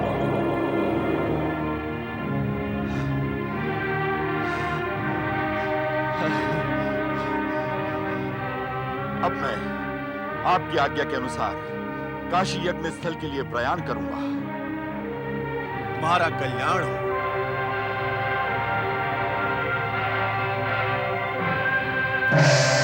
ओम नागेश्वराय नमः स्वाहा। ओम सुरेश्वराय नमः स्वाहा। ओम नागेश्वराय नमः स्वाहा। ओम महारुद्राय नमः स्वाहा। ओम यज्ञेश्वराय नमः स्वाहा। ओम यागेश्वराय नमः स्वाहा। मैं तुम्हारे स्वाहा को स्वाहा कर दूंगा यज्ञ करता हूं। मैं तुम्हारे यज्ञ को कभी पूर्ण नहीं होने दूंगा। ओम भूतनाथाय नमः स्वाहा। ओम भूतनाथाय। अरे अग्नि कैसे बुझ गई? ये क्या हुआ? याज्ञिक ब्रह्मदत्त जी, हमारे यज्ञ में कोई बाधा डाल रहा है। हमें सावधान हो जाना आवश्यक है। बाधाओं से ना डरो, यज्ञ की निरंतरता बनाए रखो। ओम नागेंद्र हाराय नमः स्वाहा। ओम दिगंबराय नमः स्वाहा। ओम चंद्रमौलिने नमः स्वाहा। ओम त्रिनेत्राय नमः स्वाहा। ओम त्रिनेत्राय नमः स्वाहा। लगता है अब हमारा यज्ञ कार्य पूर्ण नहीं होगा, क्योंकि कोई दुष्ट शक्ति बार बार हमारा यज्ञ भंग करने का प्रयास कर रही है। भगवान शिव यज्ञेश्वर वो स्वयं हमारी सहायता करेंगे। भोलेनाथ, देवाधिदेव महादेव, कोई अशुभ शक्ति हमारे इस यज्ञ में बाधा उत्पन्न कर रही है प्रभु। उसे नष्ट करें देवाधिदेव महादेव, उसे नष्ट करें।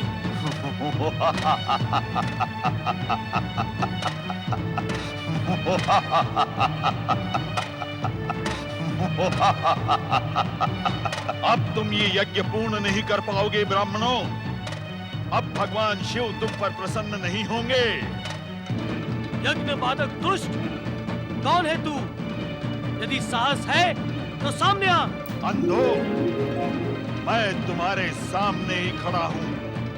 यदि देख नहीं सकते तो अपनी आंखों को दोष दो। अदृश्य मायावी हमारे यज्ञ में बाधा डालकर अपनी निर्बलता क्यों दिखा रहा है? यदि साहस है तो सामने आ और बता तेरी इच्छा क्या है? मुझे निर्बल कहने वाले मूर्खों, मैं परम शक्तिशाली महिषासुर का पुत्र वरदानी अमर गजासुर हूँ। यदि मुझसे उलझोगे तो प्राणों से हाथ धो बैठोगे। गजासुर हो या महिषासुर, हमने यज्ञेश्वर भगवान शिव की आराधना का शुभ संकल्प किया है। हम तेरे अत्याचारों के आगे झुकेंगे नहीं। यज्ञकर्ताओं, भगवान शिव का नाम लेकर पुनः ये यज्ञ अग्नि प्रज्वलित करो। ओम नमः शिवाय, ओम भूतनाथाय नमः स्वाहा, ओम महेश्वराय नमः स्वाहा, ओम भूतनाथाय नमः स्वाहा, ओम दिगंबराय नमः स्वाहा, ओम महेश्वराय नमः स्वाहा। दुष्ट ब्राह्मणों,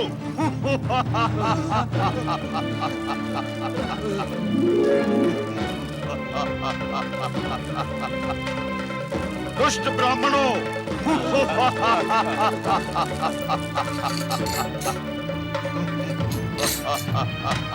घमंडी ब्राह्मणों, बंद करो ये यज्ञ।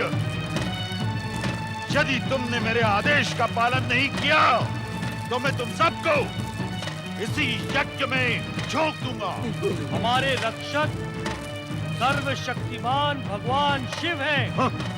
तुम्हारे अत्याचारों से भयभीत होकर हम इस पावन यज्ञ को कदापि बंद नहीं करेंगे, कदापि नहीं। तो भुगतो इसका परिणाम।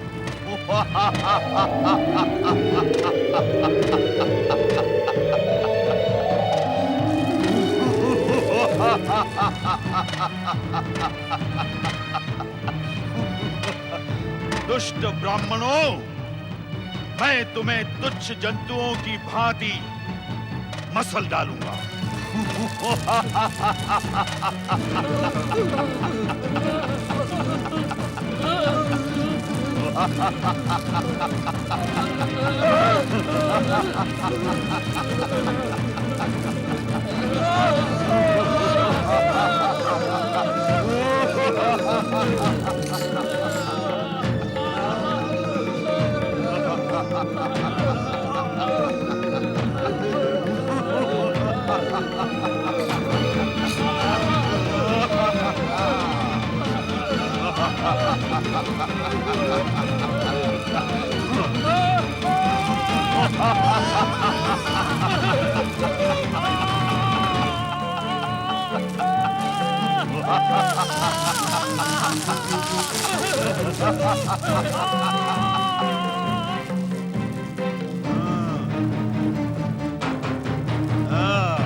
मैं तुम्हें भी कुचल डालूंगा।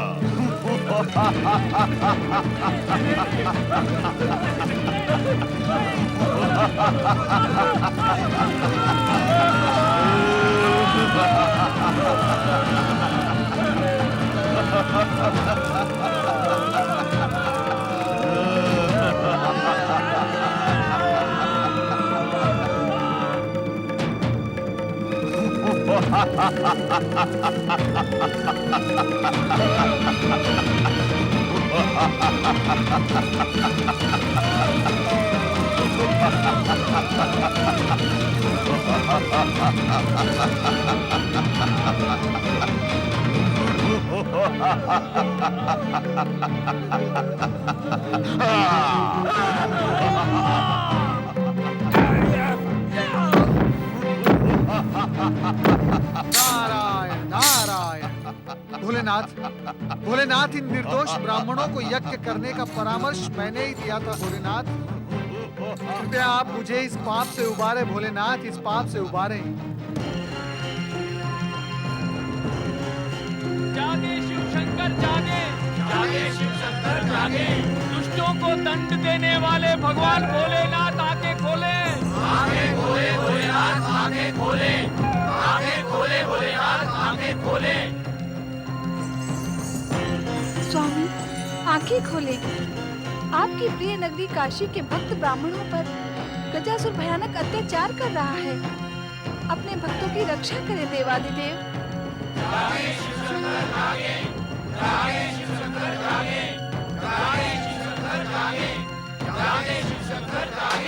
अपने भक्तों की रक्षा करें भक्त वत्सल।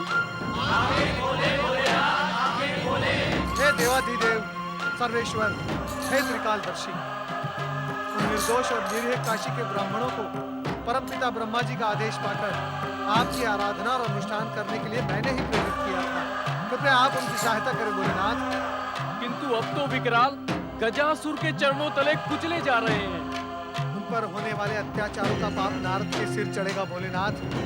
अपने दीनहीन और परम भक्त नारद की प्रार्थना पर कृपया आप अपनी आंखें खोले भोलेनाथ। आंखें खोले भोलेनाथ, आंखें खोले। जय जय शिव शंकर। जय जय शिव शंकर, जय जय शिव शंकर। हर हर महादेव, हर हर महादेव। परमेश्वर, उस दुष्ट गजासुर को उसकी दुष्टता का दंड देने में इतना विलंब क्यों? देवी, हर दुष्ट के पास अपने पाप संचय करने की एक थैली होती है।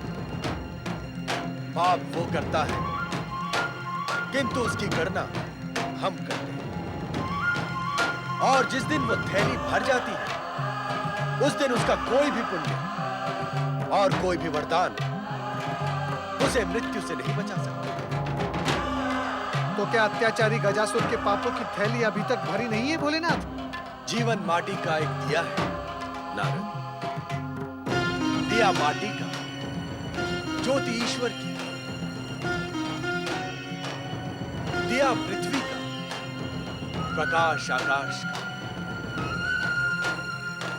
दिया मनुष्य का, ज्योति परमात्मा का। दिया पंचतत्व का, आत्मा परात पर ब्रह्म।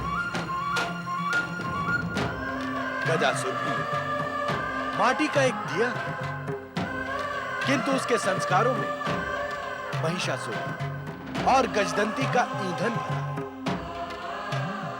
ब्रह्मा जी की तपस्या करके उसका हृदय बदल सकता था, किंतु शुक्राचार्य की सिद्धियों ने उसके अंदर एक ऐसी ज्वाला प्रज्वलित कर दी जिससे उसकी महत्वाकांक्षा वैकुंठ लोक और कैलाश को चुनौती देने का साहस कर सके।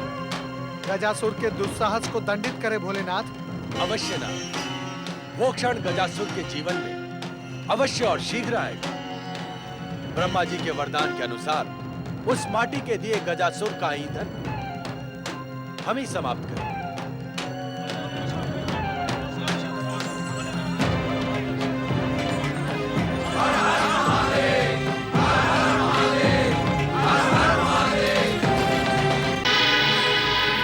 अत्याचारी गजासुर, समाप्त कर दे अपने अत्याचार, अन्यथा हमारे त्रिशूल से निकला महाकाल तुझे इसी क्षण समाप्त कर देगा।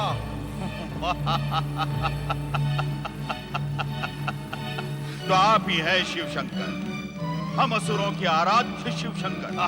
जो अत्याचार करता है वो हमारे क्रोध का पात्र बनता है। दुष्ट, तुरंत रोक दे अपने ये कुकृत्य।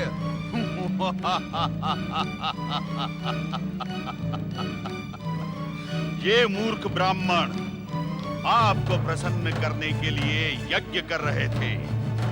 अब परिणाम देखिए, आप प्रसन्न होने के बदले क्रोध से दहाड़ रहे हैं।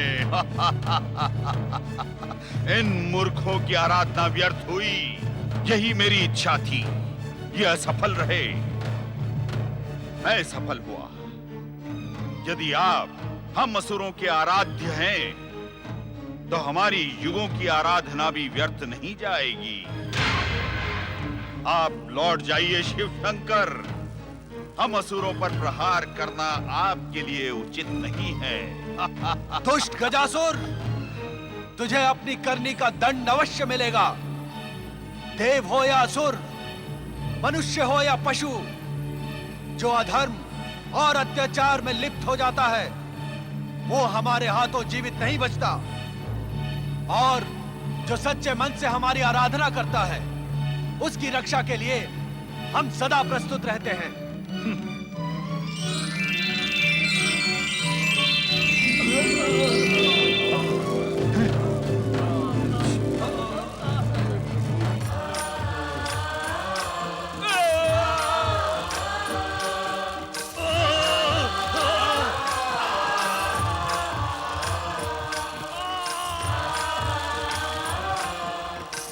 देवादिदेव महादेव की जय, भगवान भोलेनाथ की जय, परम ब्रह्म परमात्मा सदाशिव की जय।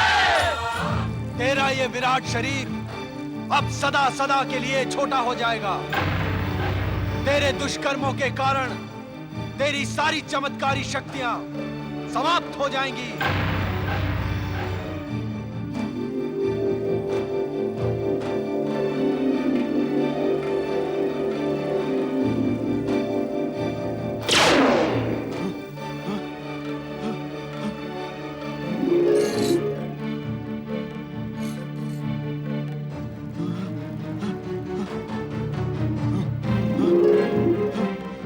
गजासुर, अब तेरा गजासुर नाम सार्थक हुआ। तू गज रूपधारी, गज जैसा काला बन गया। हम तुझे अंतिम चेतावनी देते हैं कि तू जिस पाताल लोक से आया था वहीं लौट जा। कदापि नहीं।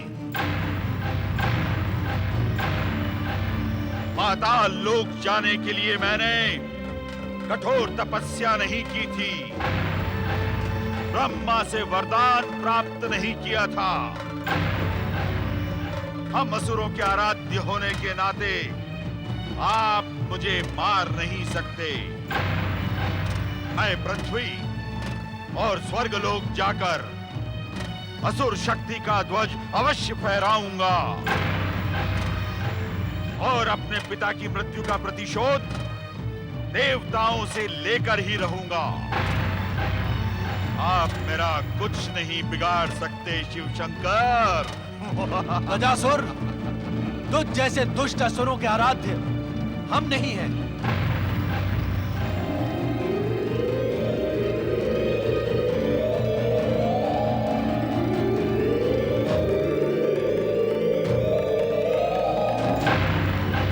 यदि तूने इसी क्षण हमारे आदेश का पालन नहीं किया तो तू जीवित नहीं रह पाएगा।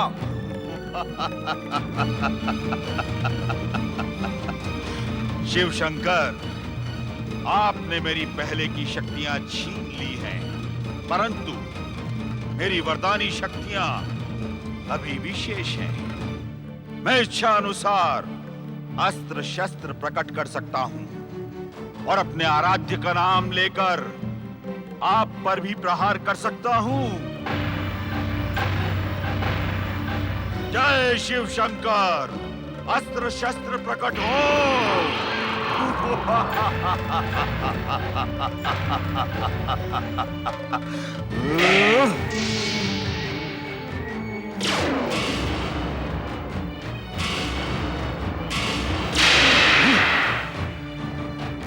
अस्त्र शस्त्र प्रकट हो।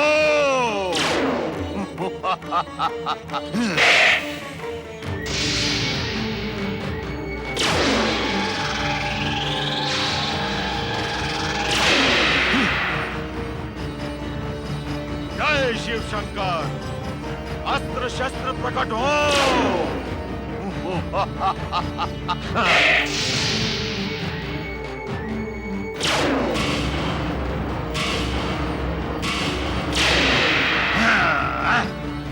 जय शिव शंकर, अस्त्र शस्त्र प्रकट हो।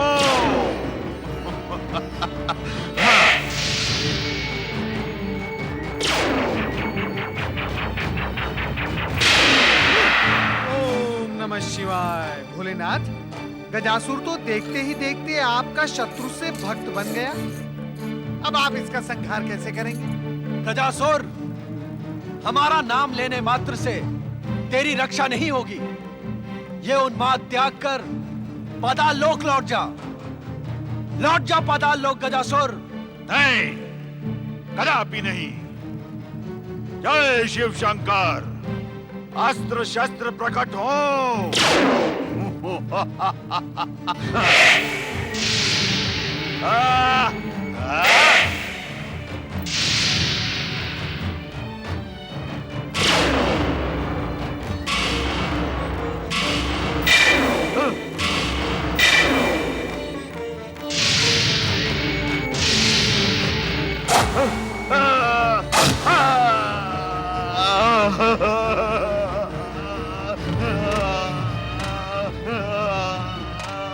ये क्या कर रहे हैं शिव शंकर?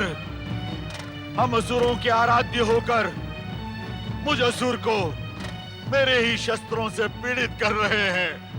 क्या ये अन्याय नहीं है शिव शंकर? परंतु अन्याय का प्रतिरोध करना मैं जानता हूं। मैं अपनी वरदानी शक्ति का उपयोग करके इन सभी दुष्ट ब्राह्मणों को समाप्त कर दूंगा।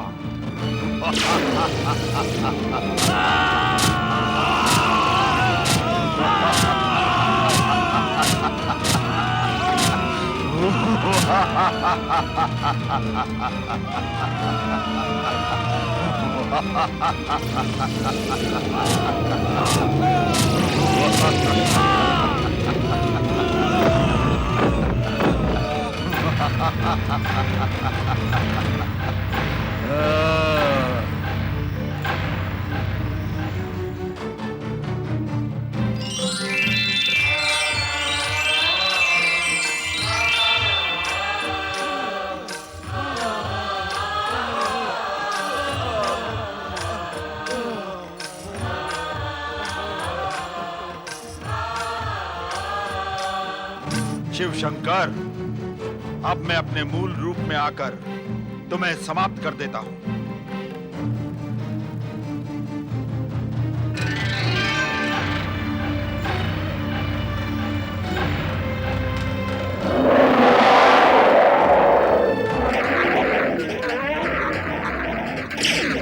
गजासुर, मैं यहां हूं।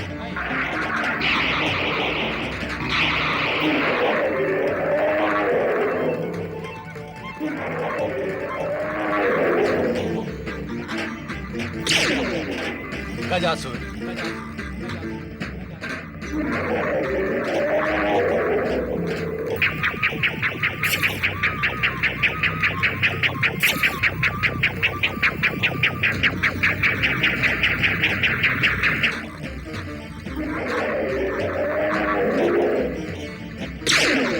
गजासुर,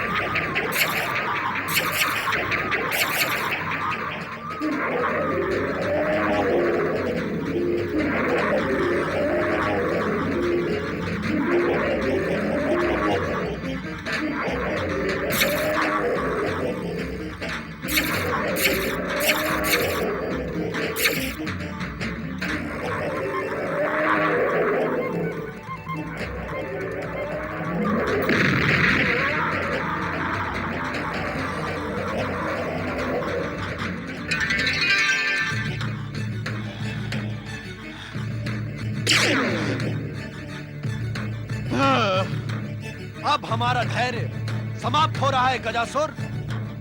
अब तेरा संहार निश्चित है।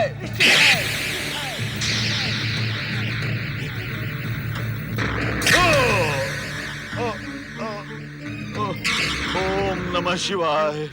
ओम नमः शिवाय। ओम नमः शिवाय। ओम नमः शिवाय। हम असुरों के परम आराध्य शिव शंकर, मैं अपने पिता महिषासुर के वध के पश्चात पाताल लोक के अंधेरों में भटक रहा था। मैं पृथ्वी पर आया हूँ केवल आपके दर्शन प्राप्त करने के लिए। गजासुर, हम जानते थे तुम्हारा उद्धार हमारे ही हाथों होना है। ओम नमः शिवाय। तुम्हारा पृथ्वी पर प्रकट होना, दैत्य गुरु शुक्राचार्य के मन में तपस्या का भाव जगाकर तुम्हें तपस्या के लिए प्रेरित करवाना, तुम्हारा वरदान पाना और यहाँ आना, ये सब हमारी ही लीला का एक अंग था।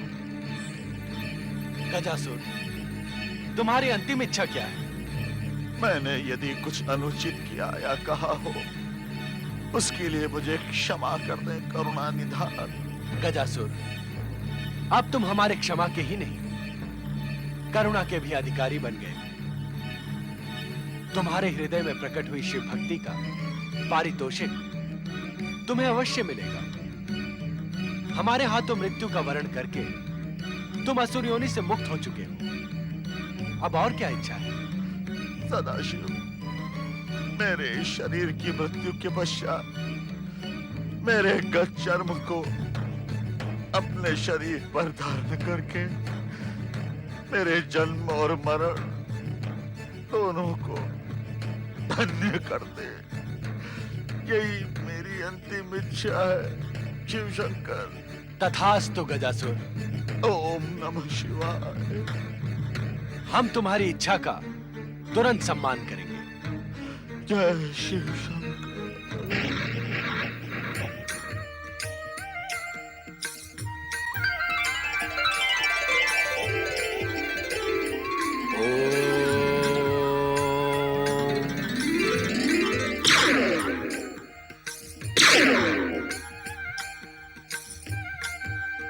इस गत चर्म के रूप में अब गजासुर सदा सदा के लिए शिवलोक में निवास करेगा। धन्य है आप भोलेनाथ, धन्य है। गजासुर उद्धारक, गज चर्मधारी भगवान भोलेनाथ की जय। गजासुर उद्धारक भगवान शिव शंकर की जय। गजासुर उद्धारक भगवान भोलेनाथ की जय। ओम नमः शिवाय। ओम नमः शिवाय। ओम नमः शिवाय। ओम नमः शिवाय। ओम नमः शिवाय। ओम नमः शिवाय। ओम नमः शिवाय। हर हर महादेव।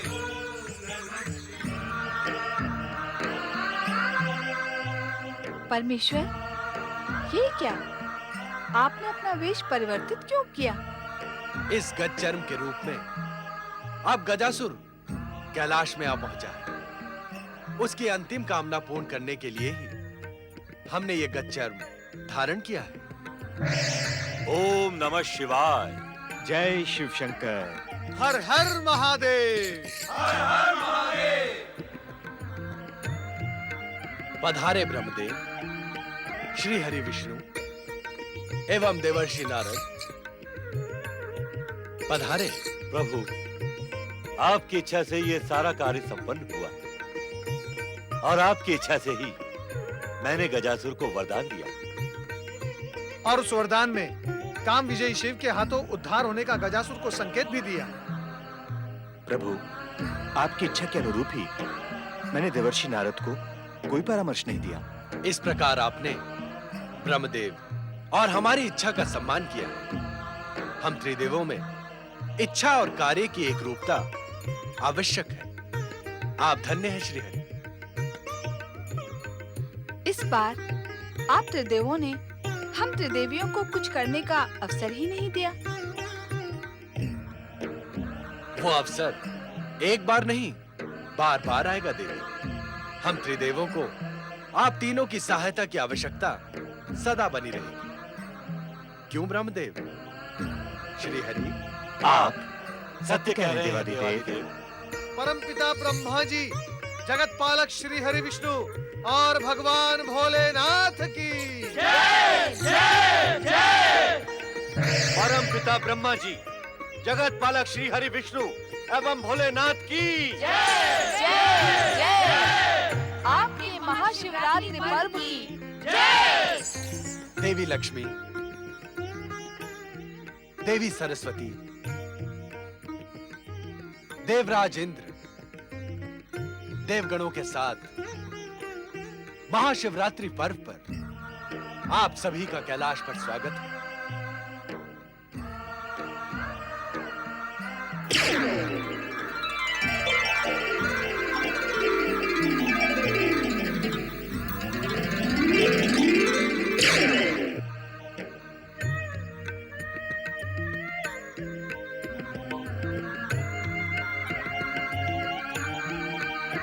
सुंदर, अति सुंदर। माता, ऐसा प्रतीत होता है कि आपकी कृपा से कैलाश पर वसंत ऋतु का आगमन हो गया है। नारद, शिव शंकर का हर क्षण बसंत ऋतु के समान ही है। किंतु भोलेनाथ स्वयं तपस्या और त्याग की मूर्ति है। आडंबरों में इनका मन नहीं रमता। सादा जीवन और कठोर अनुशासन ही महादेव के आदर्श हैं। भोलेनाथ, आज हम सब आपका महाशिवरात्रि पर्व पर अभिनंदन करने के उद्देश्य से यहाँ उपस्थित हुए हैं। महादेव जी, महाशिवरात्रि पर्व की महानता को शब्दों में व्यक्त करना असंभव है, तथा आज तो दैत्यराज गजासुर के वध से हमारी प्रसन्नता दुगनी हो गई है। हे विश्वनाथ, आज के परम पावन दिन हम सब शिव भक्त आपके दिव्य, अलौकिक एवं विराट स्वरूप के दर्शन करने के इच्छुक हैं। हाँ स्वामी, आज के परम पावन दिन आपके विराट स्वरूप के दर्शन करना तो हम सबका सौभाग्य है। कृपया हम सब शिव भक्तों पर कृपा करें, हमें अपने अलौकिक स्वरूप का दर्शन कराएं।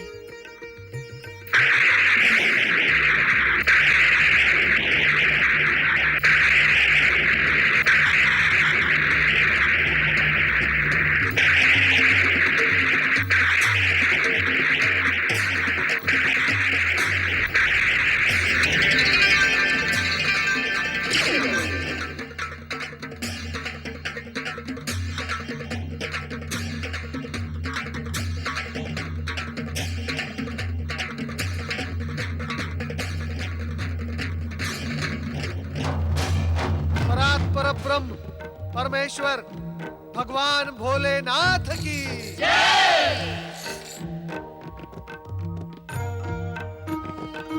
हमारे इस विराट स्वरूप के दर्शन के साथ साथ आप सभी के मन में यदि कोई जिज्ञासा हो तो उसे निसंकोच प्रस्तुत करें। भोलेनाथ, मेरी अज्ञानता को क्षमा करें। मैं शिव तत्व के उद्देश्य को समझने का इच्छुक हूं। लोक कल्याण ही शिव तत्व का मुख्य उद्देश्य है। इंद्रदेव, प्रभु, आपके द्वारा रचित विधान के अनुसार श्री ब्रह्मा जी सृष्टि के रचयिता हैं, श्री हरि विष्णु सृष्टि के पालक हैं और आप महादेव सृष्टि के संहारक हैं, स्वयं महाकाल हैं और शिव तत्व का उद्देश्य लोक कल्याण भी है। प्रभु, इस शिव तत्व के रहस्य को स्पष्ट कर समझाएं। देवराज, ये सत्य है कि हम सृष्टि विधान में विनाश के अधिपति महाकाल हैं, किंतु आप ये सत्य कैसे भूल गए कि हमने ही समुद्र मंथन से निकले हलाहल कालकूट विष को अपने कंठ में धारण कर प्राणी मात्र के जीवन की रक्षा की थी। सर्वेश्वर जगत रक्षक एवं महाशिवरात्रि पर्व की भोलेनाथ, श्री ब्रह्मा जी, श्री हरि विष्णु जी एवं इस सृष्टि की रचना आपकी इच्छा द्वारा ही संभव हुई है। आपकी इस इच्छा का आधार क्या है? देवी सरस्वती, इस शिव इच्छा का आधार है शिव तत्व की सर्वव्यापकता, कारण कि ये समस्त सृष्टि मुझ में समाई हुई है तथा मैं इस समस्त सृष्टि के कण कण में विद्यमान हूं। पंच तत्व और सतरज तमोगुण मुझसे ही प्रकट होते हैं। मैं प्राणी मात्र के हृदय में स्थित आत्मा हूं। मैं ही समस्त सृष्टि का आदि, मध्य और अंत हूं। महादेव जी, कृपा करके बताएं कि शिव तत्व की उत्पत्ति कैसे संभव हुई? देवी लक्ष्मी, मेरी उत्पत्ति को न तो देवता जानते हैं और न ही ऋषिजन, क्योंकि मैं इन सभी का जनक आदिदेव परात्पर ब्रह्म। मैं अजन्मा, अविनाशी तथा अनादि हूं। ओम नमः शिवाय। प्रभु, कृपया बताएं कि आपको प्राप्त करने का मार्ग क्या है? भक्ति। भक्ति ही मुझे प्राप्त करने का एकमात्र मार्ग है नारद। प्रेम तथा समर्पण सहित मेरे पंचाक्षरी मंत्र का जप करने वाले भक्त को मैं वो ज्ञान प्रदान करता हूं जिससे वो मुझ शिव तत्व को प्राप्त हो जाता है। भोलेनाथ कृपया बताएं कि इस सृष्टि को विनाश से कैसे बचाया जा सकता है? निर्माण और विनाश तो समय के काल चक्र पर निरंतर घूमने वाली प्रक्रिया है नारद, किंतु विनाश के अधिपति महाकाल सदाशिव ये विश्वास अवश्य दिलवा सकते हैं कि जब तक प्राणियों में धर्म और भक्ति का अंश शेष है, तब तक ये सृष्टि विनाश से सुरक्षित है। स्वामी, इस सृष्टि के लिए आपका अमर संदेश क्या है? अहंकार, अत्याचार तथा पाप की भावना को त्याग कर हर प्राणी अपना प्रत्येक क्षण मुझे समर्पित कर अपने निर्धारित कर्तव्य का निर्वाह करे। यही मेरा इस सृष्टि को संदेश है। सर्वेश्वर जगत रक्षक एवं महाशिवरात्रि पर्व